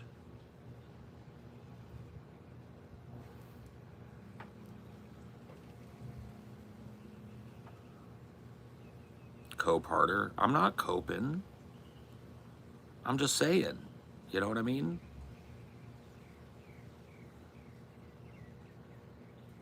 I'm not trying to cope. Bro, trust me, I'm not. 6 is average. Then like everything else, okay, I am average. But only just. Only just. And only if you push back the fupa too. That's another thing too that we have to talk about. There's a whole inch or two sometimes if you're a big guy hiding in the fupa, and that shit comes out when you're doing the deed. You know what I mean? So you have to allow a fatter guy to push the fupa back if you want to measure. That's just the way it is, man. Optically, it may not look right, right? But you have to let it happen because it's not fair. Pull back the fupa.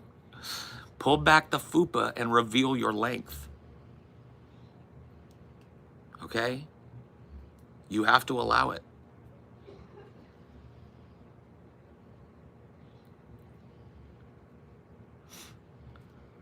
Can't throw 5s in the same pen as 2s to 4s. I mean,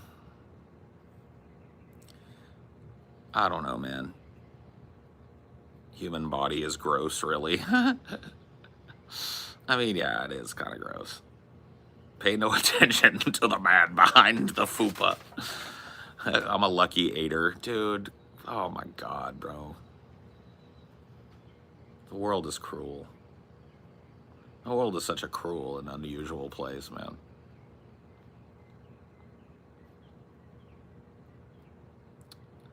Didn't know she had that G.I. Joe Kung Fu grip. And a girl caressed me down. That's that loving sound. I haven't measured mine since high school. Right after, same for me. I figured that measurement is gold forever, right?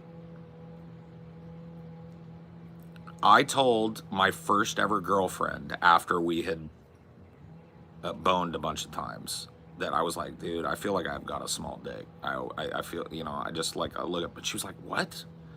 And I was like, I feel like I have a small pee-pee, you know, and it sucks. And she was like, hold on. And she just like got a tape measure out of the drawer and, you know what I mean? And she was like, you're 6 inches. You're good. You're golden. I was like, oh, Okay. And I've just gone with that because I figure that's a golden measurement. I watched it, I saw it.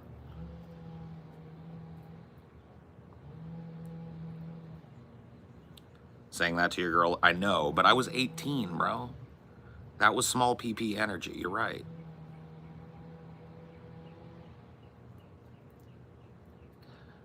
As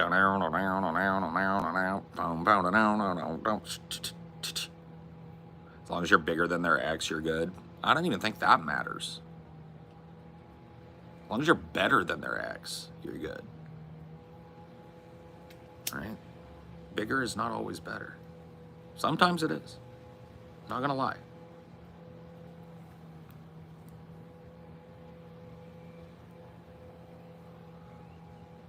It's also the problem of foreshortened length. Looking down on something makes it look small. Yeah. I mean, yeah. Mine is 8. I'm gay, so I have a good life. Probably, I imagine so, yeah, right?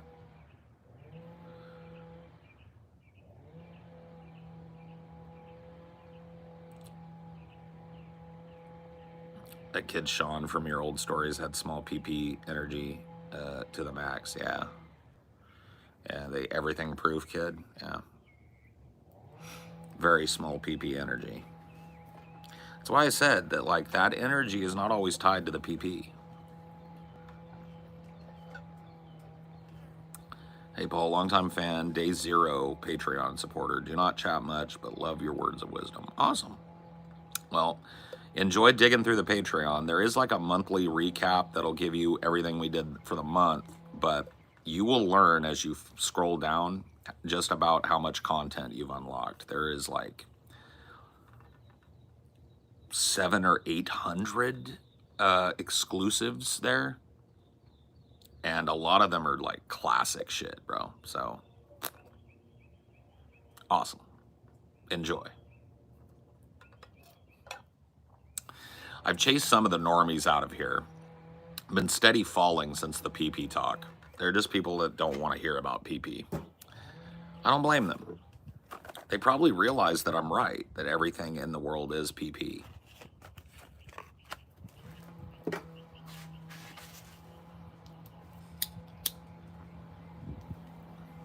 I would love to DFF Klaus Kinski. I'm a huge fan of Kinski's films. Even the bad ones are great. So I would love to do a DFF of Klaus Kinski. I have a friend with a sturdy 9.5er. Oh my God, bro. Can I tell you guys a story, man? This is a tragic tale, okay? Oh my God, bro.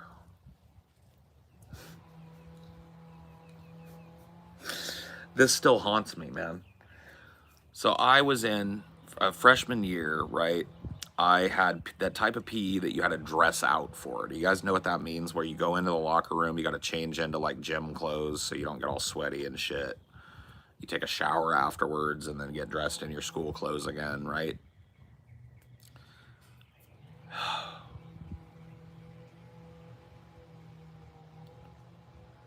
So I was in there, right? And I was like, man, I'm really sweaty, bro. I really want to go jump in the shower, right? And so I've got like, I take my shorts off and I wrap a towel around my waist and I'm walking to the shower, right? Like the other dudes are. And this dude, and I don't want to fucking dox him, but his first name was Charlie. Okay, that was his real first name. I won't give his last name because I don't want people to fucking fuck with this guy.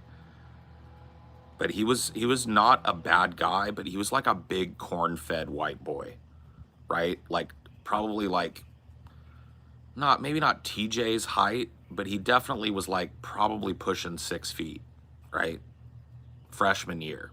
Big, like, just close your eyes and imagine like a big corn-fed Kansas white boy, right? And everybody else had their towel around their waist walking towards the shower, right? The 4 or 5 guys that were going to do it, including me. Charlie Barnes had nothing. He had nothing but a thigh slapper. Okay, can I be honest with you guys, bro? I heard it when he was walking. When he was walking, it was like, hold on, let me fucking get my thigh out. It was like this.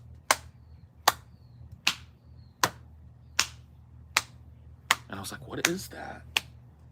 And then I looked down at Charlie, and it was like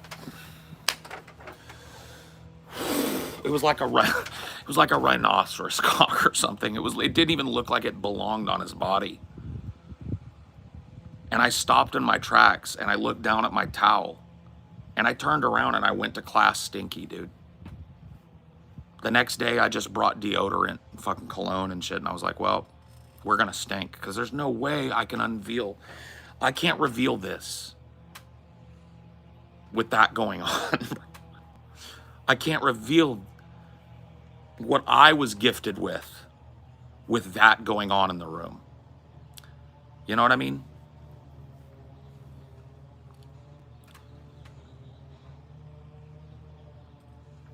It just doesn't work for me. And so, yeah, bro, thankfully, after that first year, I transferred to South Campus, and my PE was line dancing, bowling, and ping pong. That was a lot better.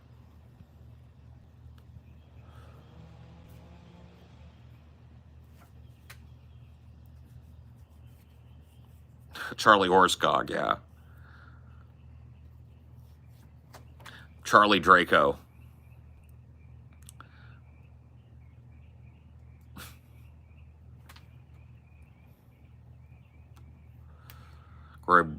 Boy grew up with hogs and had one himself. Bro, I'm just telling you, man. That story fucking haunts my dreams sometimes, man. I will never forget that. And he didn't, I don't even think he knew, bro. Like, that was the thing about it. It was like he had natural BDE. You know what I mean? Natural thigh slapping energy. And it was like, oh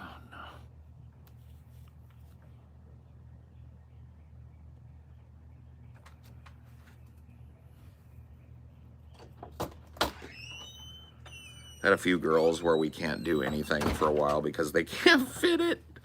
Oh, stop bragging, bro. Like, we are talking in an open and honest, non-judgmental way about penis right now, okay? Period. There's no judgment here, okay? We're talking about a thigh slapper, okay?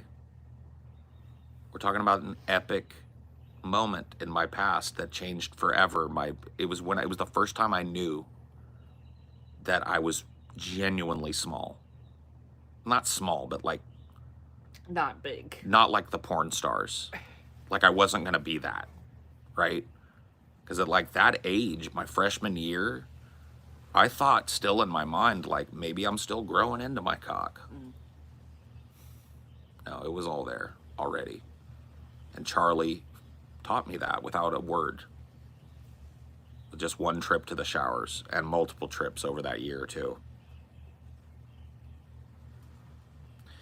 I know, dude. Chat is like lighting up with all of these like big dick claims right now. Oh, I'm 9'5", I'm 12, I'm 11, I'm 10. It's like, methinks not.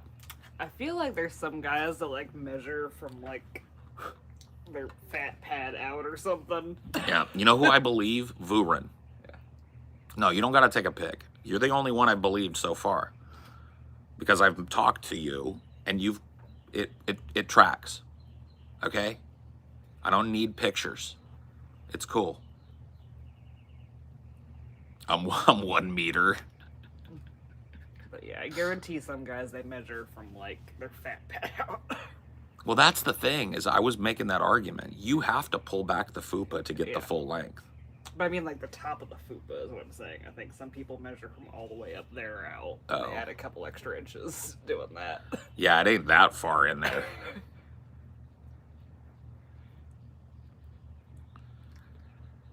I can see some like that's.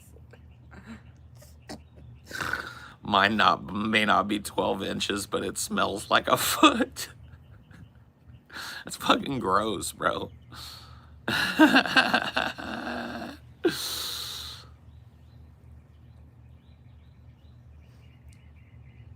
I can't even lie about my dick size. My girl dick is out there.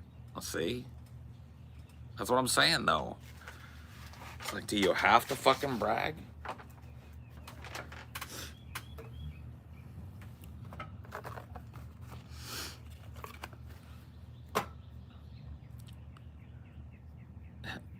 Disgusting. Oh, I'm sorry, Brianna. We have offended Brianna. This coarse and base penis talk.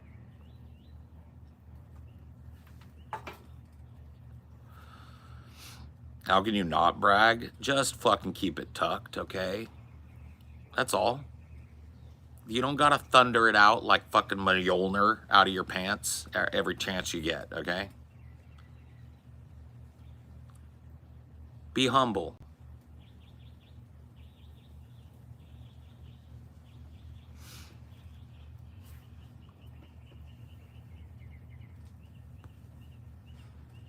Tuck it. Get one of those pouch pairs, you know what I mean? Those pouch pants or the pouch undies where you tuck your wiener down in it. It keeps it like nice and secure. Get those and just shut up about it.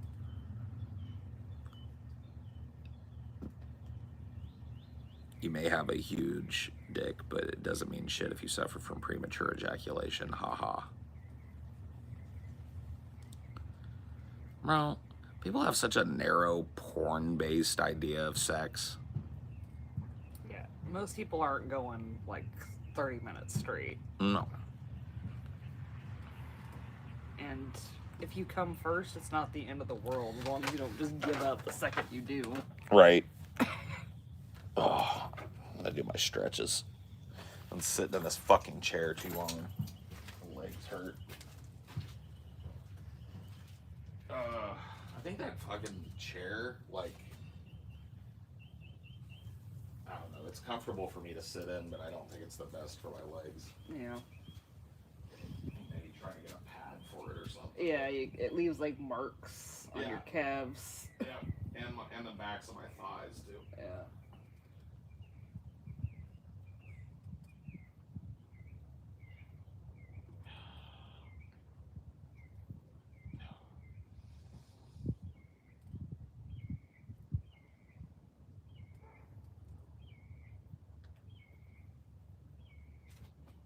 I don't know, what's the comfiest chair at your mom's place? 'Cause that's probably like the kind of chair we'd want to get.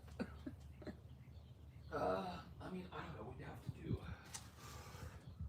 We'd have to do some research. Yeah. We're gonna go over there when it's not so fucking piping hot and swim one day when it's actually like semi-nice swimming weather. Mm-hmm. We'll try it out.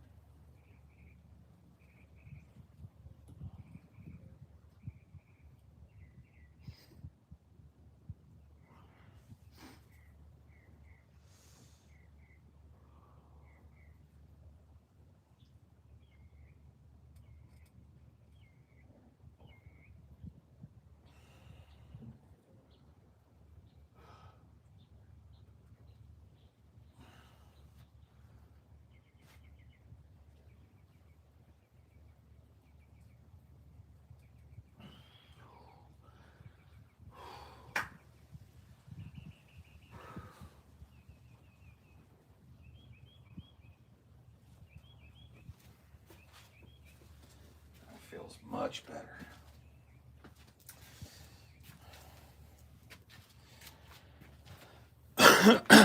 Much better.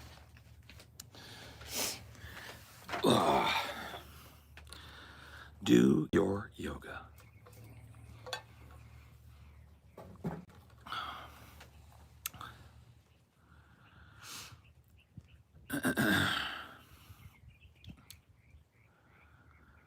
Disappointed.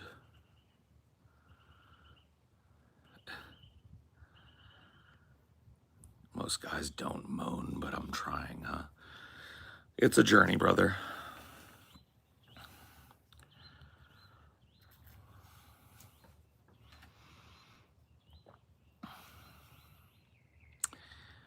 I don't know that I've ever eaten at a King Taco.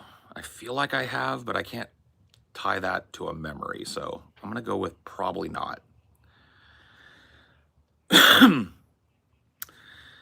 I have had Speedy Zapatos, though.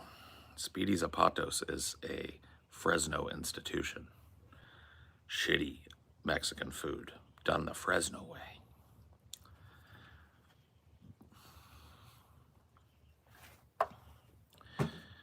It's also El Pollo Loco.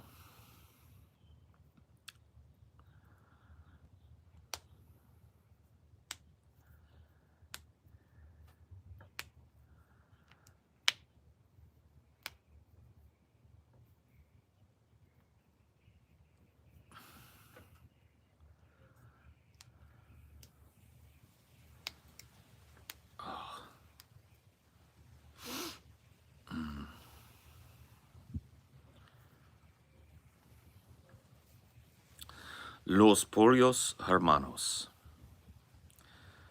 or El Pollo Loco. I have eaten El Pollo Loco too. The only thing crazy about the crazy chicken is its prices. And that's always been the case. El Pollo Loco's always been expensive as fuck.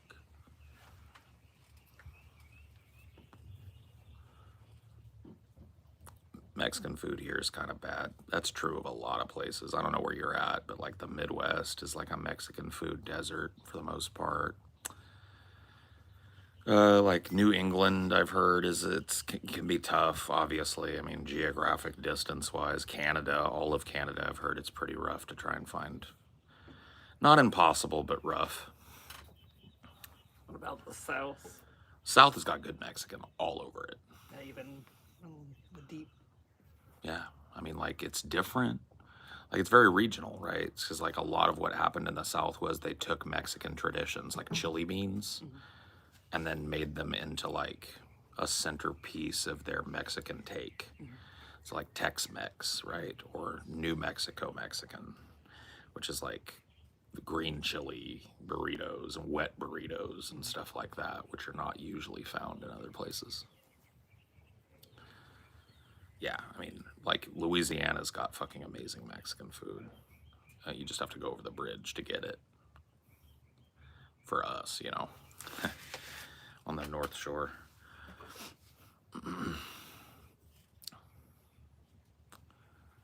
But, yeah, from my experience, at least. I haven't been all over the South, but I've been through most of it.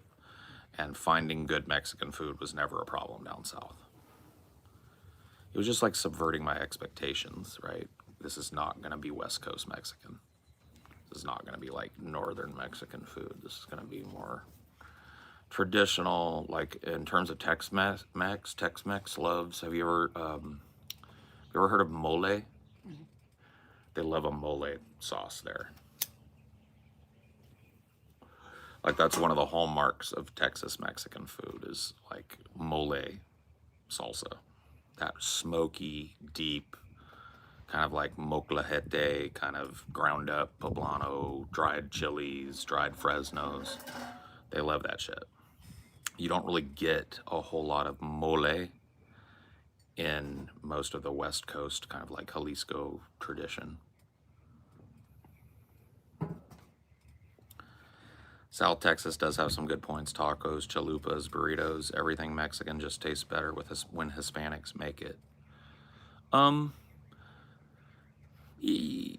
Yeah, I guess. I mean, that is true. Like, typically the best Mexican restaurants or at the very least started by Mexican families. I don't think you have to be Mexican to cook the recipe or whatever, but yeah, the recipe, typically if it's a good Mexican restaurant, it's gonna have a recipe that comes from Mexico, right? That's been handed down, that's stuck to very closely. They train their workers to do that. Real thing you want to notice is the customers. Are all the customers Hispanic? That is true too.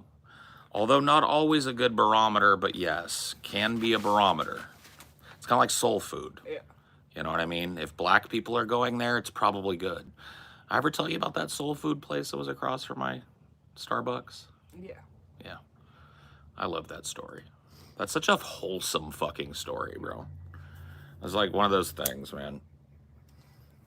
That's definitely gotta go in my book. If I ever do a, you know, a big autobiographical like tome with all my stories in it, that's definitely gotta be one of them. I was poor in Arizona. I was working at Starbucks, my first real long-term job, right? I had started working down there at 18. I got a job for MCI WorldCom about 6 months before it collapsed. And, you know, everybody got the pink slip. And I ended up working at Starbucks, and I was very poor, man. My part of the rent was killing me, and, you know, the power bill was insane because we were in Phoenix. Well, in the Phoenix area. I was in Chandler, Arizona. And I would sit out a lot of times and just drink a free coffee on my break, right? And there was this, like, the Starbucks was, I describe it as like an atrium. It was like kind of like in a strip mall next to a grocery store, but there was an atrium that passed through to like a rear parking lot and loading dock area between Starbucks and the next thing, and it provided some shade and stuff. So there's like a shared patio there with Starbucks and whoever owned the building on the other side of the atrium, right? And at that time, it was a soul food restaurant. And I remember I used to look in there, and the smells that would come out of that place were like torturous, right? And their clientele was almost exclusively black, like as far as I could see. Black folks and brown folks, as far as the eye could see, coming in and out of that place, right? And so I would just sit out there and torture myself. And sometimes I'd like look in the windows and look at what people were carrying away on plates.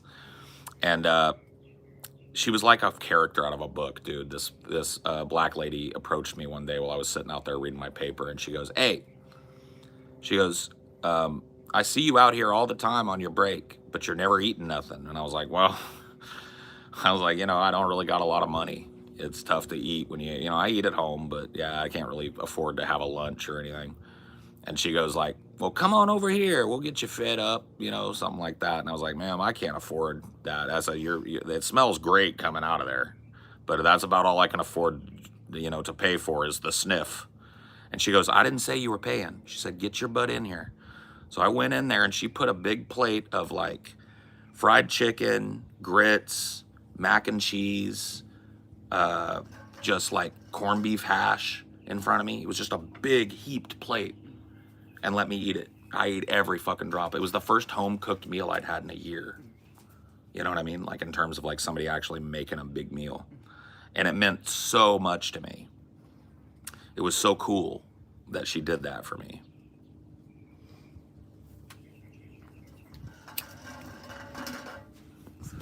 Big old sweet tea next to me. Oh, I wasn't even noticing that can rolling around.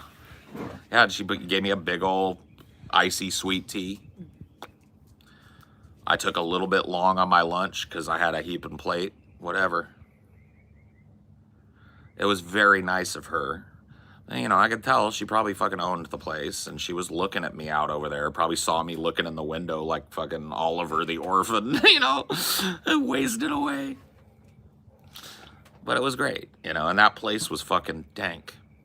100% everything on that plate, I ate everything. I licked the bones clean. I'm not even a eat fried chicken guy. I wasn't gonna not clean that plate.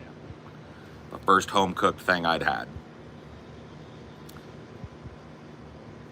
Yep. Sweet sun tea. That's what she called it. Did you say to you that you kind of lived off the stale pastries at that point too. Yeah. I would take home a couple bagels at the end of the night. I mean, everybody wanted a piece. Everybody was subsidizing that way back then. So it wasn't like I could take the whole thing every night.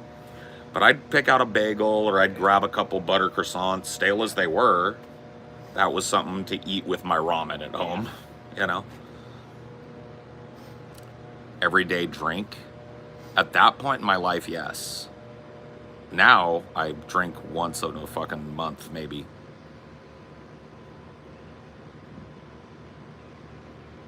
Oh, you're asking what my everyday drink is. My everyday drink is water. I hate to be boring. Back then, it was probably water as well. Yeah, And like, free coffee when I was at work. you were drinking alcohol, but you couldn't be doing it like all the time because it costs money.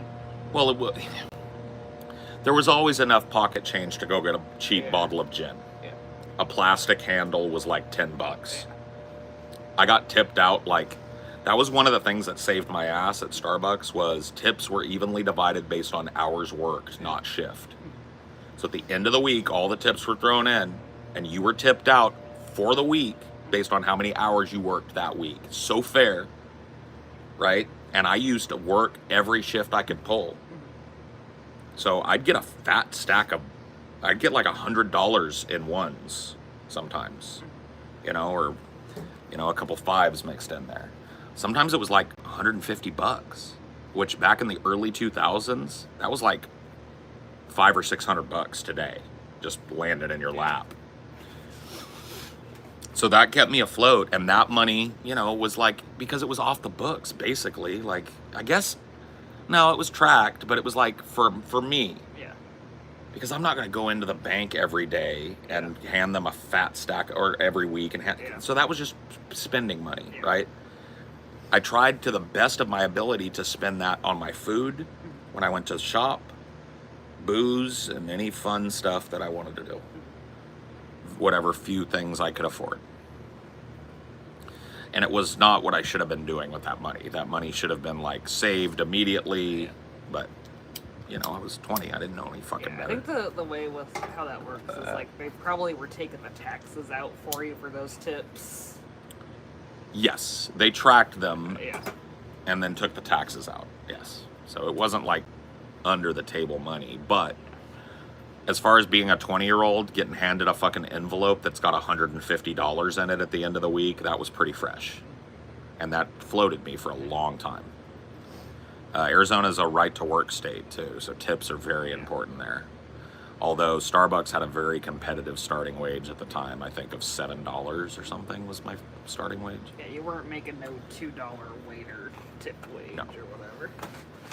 I know with how low the tipped wage is in some places, like you end up just not getting a paycheck besides the tips because you make so little outside of the tips. Well, that's why this culture of hatred develops among servers, especially in right-to-work states. My girlfriend at the time was a server at an Applebee's and then an Italian restaurant later.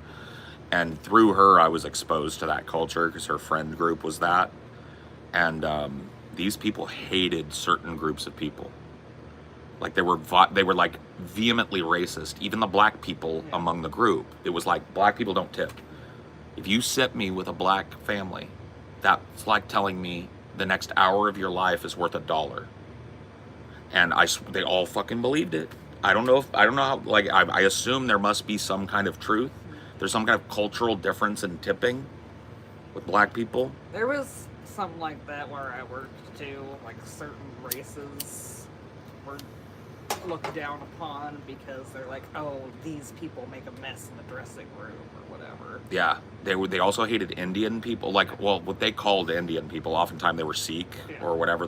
Anybody that would come in that had a turban on their head, they were like, that's a no-tip table and that's a problem table, right? They had all these like racial prescriptions for who was going to be tipping and who wasn't. And they would fight over those tables, like literally get mad at the hostess. The hostess seated them with a black family when there was a white family sitting there. Like, what do you hate me? And it was like, watching that shit happen was like fucking crazy because like the front face of those it was an Applebee's. Yeah. So the front face is like,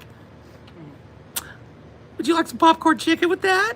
you know, but like right behind the scenes, they're like, fuck those people. Hate those motherfuckers. And the thing is, it's probably a self-fulfilling bias. They probably put less effort in, cause like, oh, they're not gonna tip anyways. Right. So like the people that break the mold are like, well, fuck you then. Barely. Who knows? I don't know, man. Was tipping at Starbucks common? Yep. It was super common. Here's the thing. When I started working at Starbucks, it was a different place than it is now. Super different. Sorry. Starbucks was a sit-down cafe. You went there. You might go in there on your way to work.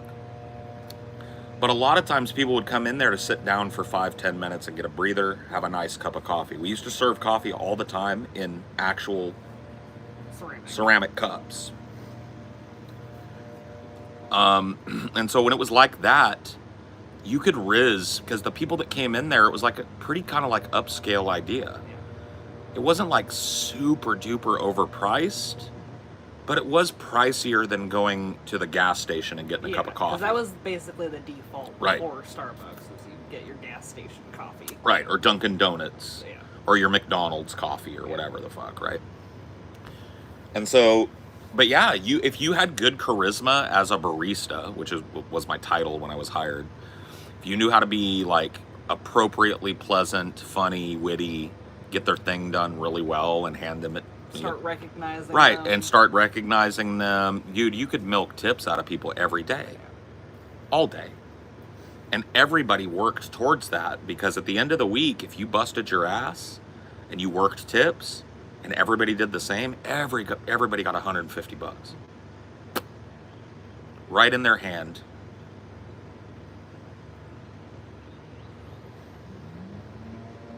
Fact is, if you can afford to eat out, you can afford to tip. That's the way it works. I agree.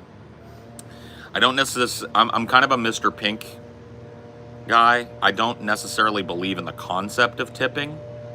I think the concept of tipping and asking people to rely on tips is fucked. But that doesn't mean I don't live in a world where people rely on tips. So I tip, you know, you've seen, I tip 20% every time, at least. I'll go above that if somebody really did a good job, right? 20% off top every time. Usually double the tax is what I'll do to figure out exactly how, you know, or around the area I need to be. Except the weed tax, like you don't want to tip the whole tax at the dispensary. No, I mean I do. Like they have a cup there, and if they were good with me, I'll throw a couple bucks in it. Yeah, but if you were to tip the tax at the dispensary, it'd be a lot. I don't go out to eat at a place and get waited on and leave somebody fucking empty-handed at the end of it, unless they went out of their way to be the shittiest fucking mofo ever, and it was on them. Like, even if they were shitty, I look around, because I used to work customer service. How slammed are they? How many tables are they servicing? Do they have any problem tables? Those are all things I assess. I don't expect you to, like, lick my butthole clean because I'm coming into your Applebee's, right? If you were efficient and you got me my drink and you got me my food and you were cool and decent about it and you brought me my check and I got out of there in a reasonable amount of time, you get 20% out of me. That's it. I don't care if you were like a little bit brusque or rude or you didn't fill my drink enough or whatever the fuck, right? As long as you were out there trying and hustling, you get the 20% out of me every time.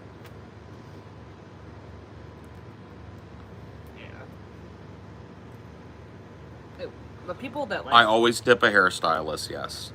When I go get it, which is rare for me, I don't get a lot of haircuts, but when I do get haircuts and shit, I always tip them, 20%. Dinor's groomer. Dinor gets groomed. The lady that grooms him is really good with him. She gets a tip every time, no matter what. Right? I know what it means to rely on that. I relied on that for a long time, dude. Dude, those tips got crazy before I left. Like, by the time I left there, because Starbucks had like automatic increases above cost of living. So if you stayed at Starbucks for a year, you got like a 50-cent raise every year. 50 cents, 50 cents. Well, I was there for fucking 8 years.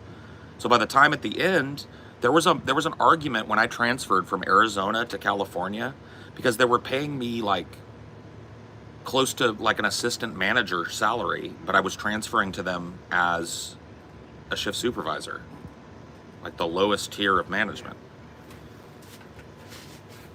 And so they try, like I could tell that like the district manager that I talked to did not want me coming over, but he couldn't find a reason because my references were good. Yeah. You know, I was a long-time worker and a hard worker, and I deserved the money I made, and they couldn't pay cut me because I'm moving. And they couldn't deny me a position if one opened, and it did. But he threw me into the lion's den with one of the fucking most critical people I've ever worked for in one of the busiest new stores in Clovis. We drove by it the other day. And it was tough, but you know what? I did fine there. I gained a reputation there for being like reliable, on time, and efficient as a worker. He moved me to a store that was struggling at Herndon and Marks. It was a non-drive-through store, so I went from a drive-through to a non-drive-through again, and that was like oh, thank God. And I stayed there, and I didn't turn that store around single-handed, but I was instrumental in making that store go from a store that was not performing well to a store that was exceeding its numbers. And that got me the chance to kind of like temp DM or temp assistant manager and an offer before I left of my own store. Did you stop getting tipped out when you got that high up the chain? When I was doing the opening of the the drive-through that I opened after there, when they moved me to that, I stopped taking tips. I was not a permanent manager, but I was a training manager. Yeah. They wanted me to provide the opening for the store while they found the appropriate manager, and so I did that. And I did not take tips during that opening week. After that, when I was put back as a shift supervisor, I took tips. Yeah, fuck yeah. I was out there. Yeah. I never stopped. Even when I was a technical AM, I was still on the bar all day. So nothing changed. But yeah, I didn't dip people's tips.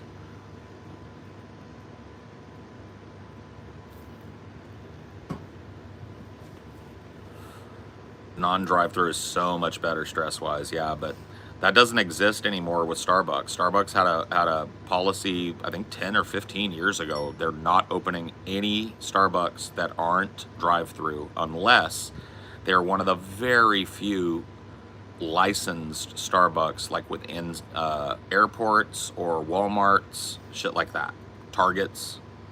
And like the buildings that just can't physically have a drive-through, like the OG Starbucks, you're not getting. If it's a freestanding Starbucks, you have to go to one, and they've retrofit, like the Shaw and Marks, or the Herndon and Marks location that I worked at that I've talked about is now a drive-through. They've retrofitted as a drive-through. It used to be a really chill sit-down place, and now it is a full-blown factory. So they've gone through, and unless you've got like a really old legacy Starbucks near you, having a sit-down Starbucks experience is almost impossible now. You've got to go to like the Mother store in Seattle, but that's a tourist hive. Yeah, there is one right across the street from it though. Yeah, but I mean, but it's not a drive. It's a drive-through. No, it's not a drive-through. Oh, it isn't? Yeah. Oh, okay.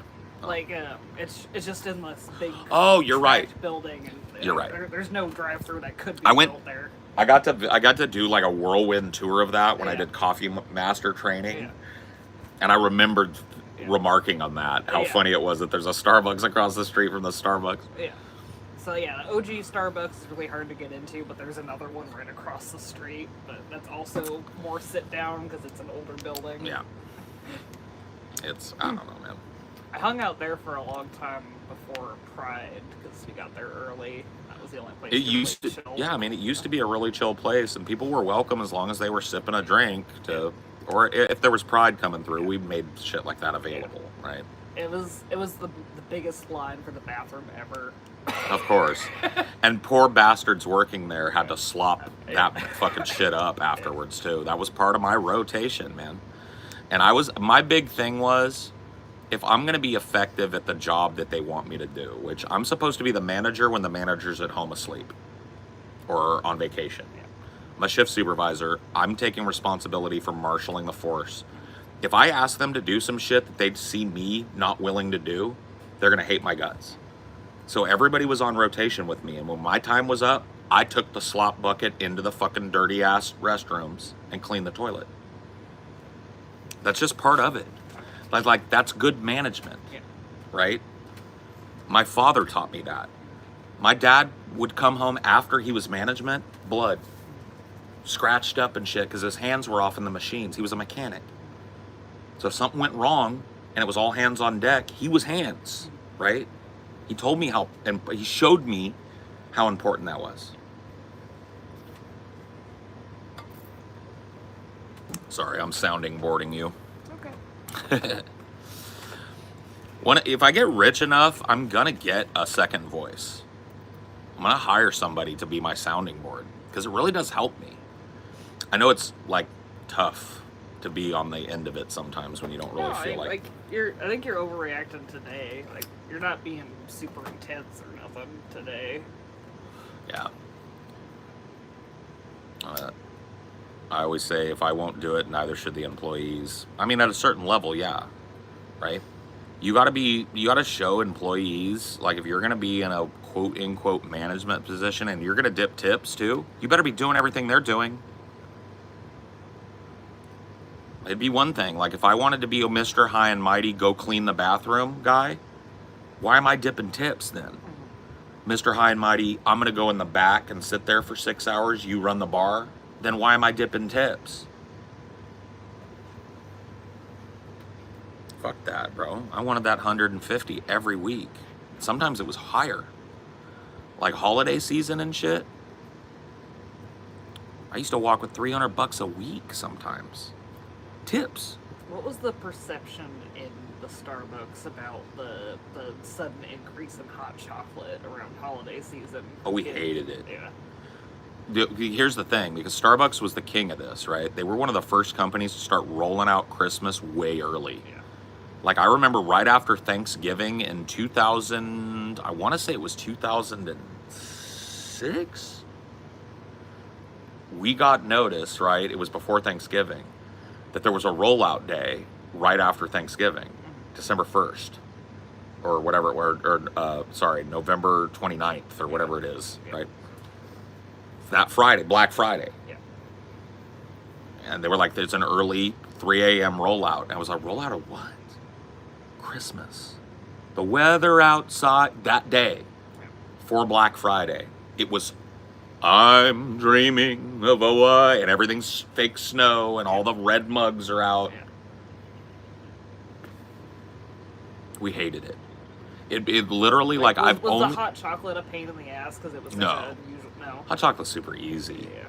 It wasn't the hot chocolates that pissed us off. It was the special drinks. Oh, like with all the fancy schmancy Before peppermint shit. See, before they because they settled on some really simple drinks. Yeah. But when it first came out, they were not simple. Yeah. It was like you piled in 3 or 4 new syrups on a pile of syrups. Mm-hmm. You've got 8 new recipes to get through your head, and everybody wants it now. Yeah. It was fucked. It was fucked.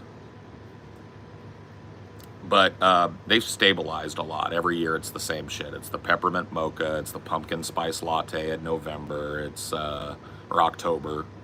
It's the what's the Christmas one they do? Peppermint mocha. Is there another Christmassy one they do? Eggnog. Do they still do eggnog lattes? Those were a pain in the fucking ass. That was Steaming eggnog was like the most ear-piercing screech you'll ever hear. because it's so fatty. It's so much fat that steam, you can't steam it enough. You can't, like, when you steam milk, you aerate the milk by putting the tip right at the top of the milk and you let it churn the milk. That's what makes foam. You can't do that with full fat eggnog. It's just all day, and it's a pain in the ass. People bitch about them because they come out too hot or too fucking spicy or this or that. It's like, ugh. It's like, oh, I want to try nutmeg. Oh, nutmeg, it's too spicy.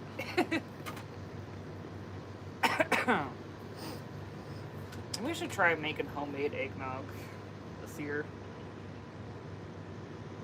I'm triggered. Why? Because we used to have to like mix the eggnog and shit. It's fucked. Dude, we used to have to go, we always running out of supply too. Yeah.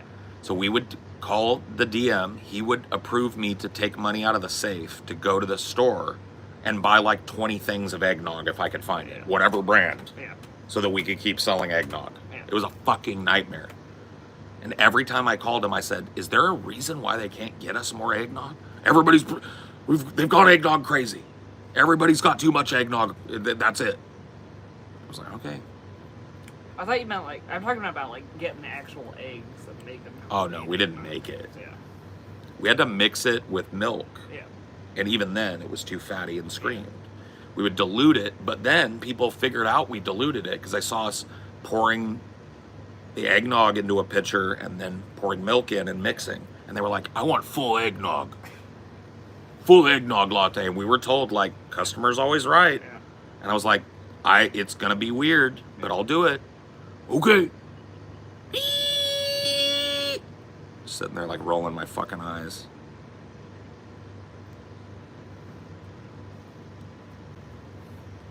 Please embarrass yourself on Destiny again, please. Bro. He went full edgelord yesterday. Yeah, dude. You need to check your boy's Twitter right now and see if he's doing okay, dude. We need a wellness check on fucking Destiny, bro, from the community. Not an actual police one. Don't waste their time. I'm saying like a community wellness check, right? You guys need to check in on your boy because he's posting cringe on Twitter as we speak.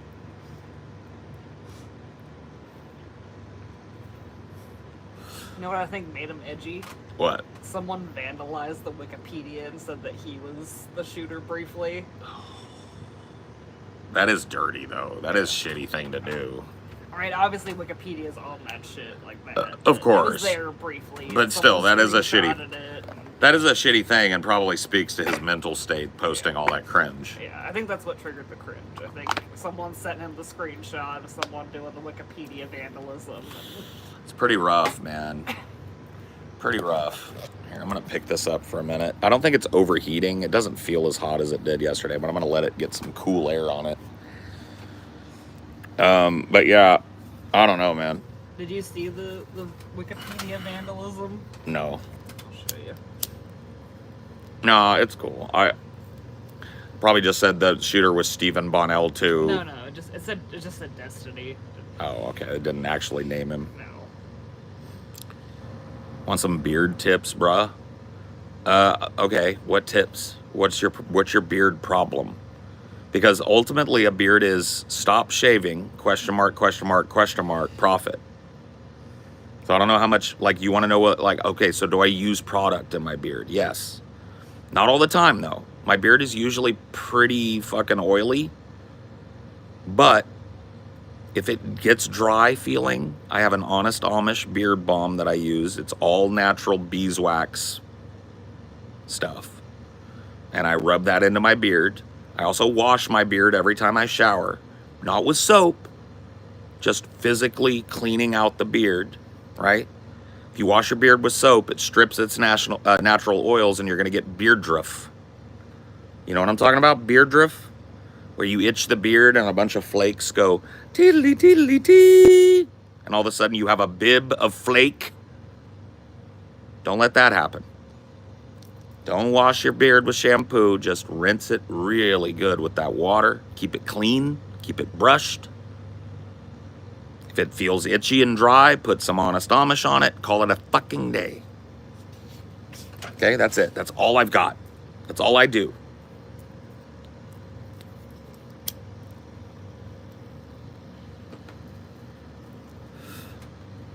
That's all I can tell you. Got a patchy ass puberty beard for my HRT, and I just want it to grow right. That's trickier. There's only so much that I can do sometimes. I would say give it time. Yeah. It's going to take time for the hormones to activate those fucking hair follicles in your face, and it's going to come in patchy at first. But I would say with time and consistent HRT doses, there's a good chance. Yeah. There are some cisgender men that just have patchy beards. There are also things you can do to make a patchy beard less patchy that look pretty fucking good. There are makeup techniques and even like beard merkins or whatever the fuck. Like, there are things you can do, for sure. If for whatever reason it stays patchy, it's not your fault. There's plenty of cisgender guys that got patchy ass beards too. Yeah. Oh, my beard did fill in with age, yeah. When I first, like, okay, so if I were to show you pictures of me from high school, I would have mutton chops. This shit started growing in when I was like 12. Not even joking. By like, not this thick, obviously, but I started being able to get like the sideburn shit when I was like 13, right? And so that, I thought it looked cool. So I grew out mutton chops. But like this up here, super patchy when I was young. And it didn't connect down here into like a full beard until my 30s, bro. It wasn't until like I think I was 32 when I let it grow out fully. Because I kept like a goatee for a while. And kept it really closely trimmed because that connection didn't matter as much. It was there, but not as... And I grew it out, and I was like, oh, I can do it now. But I was like 32. So there is hope. Hair is a fickle beast. But it is, yeah. A lot of it's genetics, too. Like my uncle, if you guys were to see my uncle keeps a beard just like this, probably a little more well-trimmed on the sides. But if you were to touch my beard and his beard, they feel exactly the same. It's a genetic thing. So yeah, look to your relatives. Yeah. Do any of your relatives have a big full beard? And there are some types of genetics that you just can't fight against. Like if you have certain levels of Asian genetics, you're gonna have a hard time growing a big full beard. If you have any kind of like American Indian, good luck. When did your dad and you reconnect again? A couple years ago? Yeah. He was dying of cancer. People had told my sister had called me and said he's going, so if you want to see him. And I decided, you know, I want the old man to go. I get to see him one last time or something. And I went, and he survived, right? And so now he and I are back in contact. Yeah. Although he hasn't called me or had given me anything, like any updates or texts or anything. Memes, pictures. In what now? 2-3 weeks? Yeah. So it seems like he's going back to his old ways. He's not, but look, I understand that because I'm not great at keeping in touch either. So.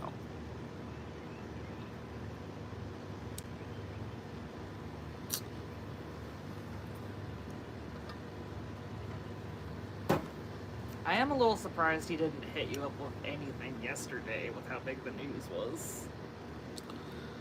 I don't want to speculate on Dad too much, but knowing him, my feeling is the thing that's going on is not going well. Yeah. And he doesn't want to open up he doesn't want to have a conversation about it. He doesn't want to hear people's input about it because in his mind, he's a smart guy. He knows what it's going to be. That's my thought, but I don't know that. Yeah. Maybe it's because it's going super well. He's just like back in love and whatever. I don't want to reveal too much, but you get my drift. I'm an estranged father as well. Feels bad. Well, I mean, my father and I are not estranged anymore, but yeah, we were for like 8 years or something. And, you know, it feels bad on a certain level, but I had acclimated to it. I was fully ready to just hear he died someday and be like, well, that sucks. We cried out. Are you freaky? Not really, no. Kind of like not very freaky. I mean, I guess I'm open to freaky, but I'm not a very freaky person by nature. I think you're freaky and I like you a lot.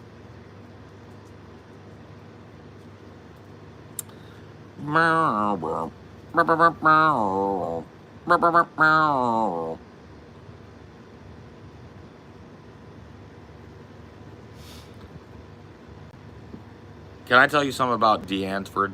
Yeah. Yolandi leads that band, bro. Yeah. You think it doesn't work? I'm a Yolandi apologist. Sometimes Ninja is fire, and sometimes he's cringe. Yeah. But Yolandi is almost always fire. I would stand a Yolandi solo career. Yeah. I don't think she's gonna do it though. I know, but I'm just saying. Yeah. If she did, you'd be there for it. I would be there for it. I would stand it. I thought that was D Antwoord. That's what I said. Dude, her voice is so good. Her whole the cut of her jib is star making.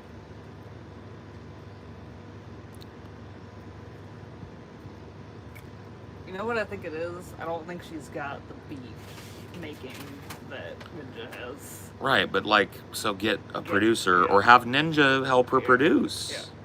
Like Ninja But would be all of her smart. songs, he always has to pop in just a little bit. Like the one that was most her was "Baby's on Fire," but he was still doing his little thing. Well, he has the hook. Yeah. Baby on fire, you got me going fucking crazy. I guess "Rich Bitch" she did more. His hook was less. Yeah. I mean, she's had a few. Yeah. But I think he's heavily influencing it, and I think if he let her influence it and just kind of became a producer, produce the music videos and the aesthetic for her, and just let her do it. Because it's just like, man, I remember the first time I saw, oh, fuck. What was that fucking thing?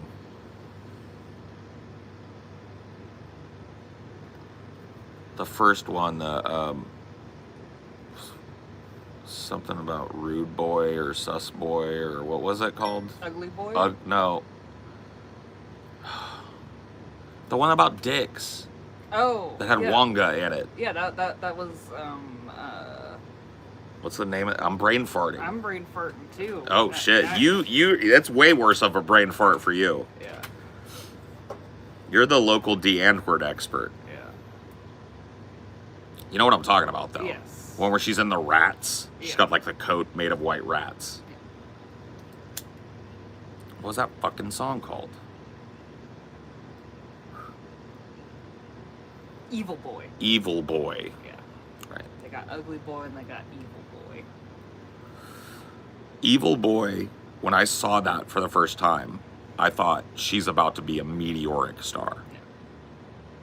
Like, there's something about her presence and voice that is just going to be meteoric, and it didn't reason happen. why I was brain farting is it's not in their original first album. It was something that Interscope added afterwards. It was a collab with Diplo. Yeah.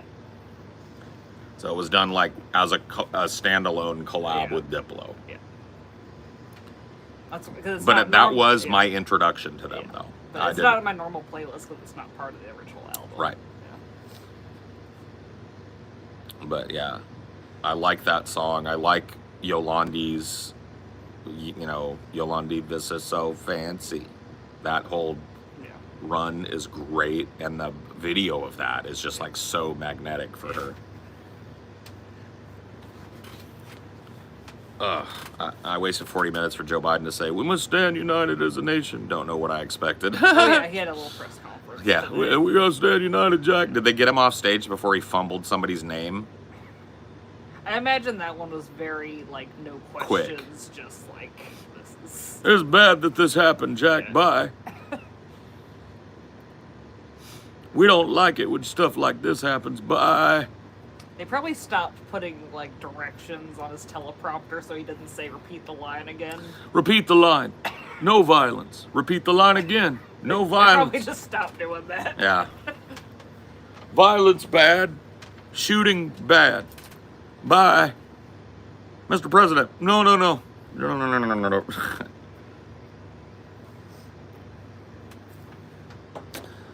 Oof. All right, I'm done. I can't sit out here anymore. It's getting too hot. I'll see you guys next time. Bye.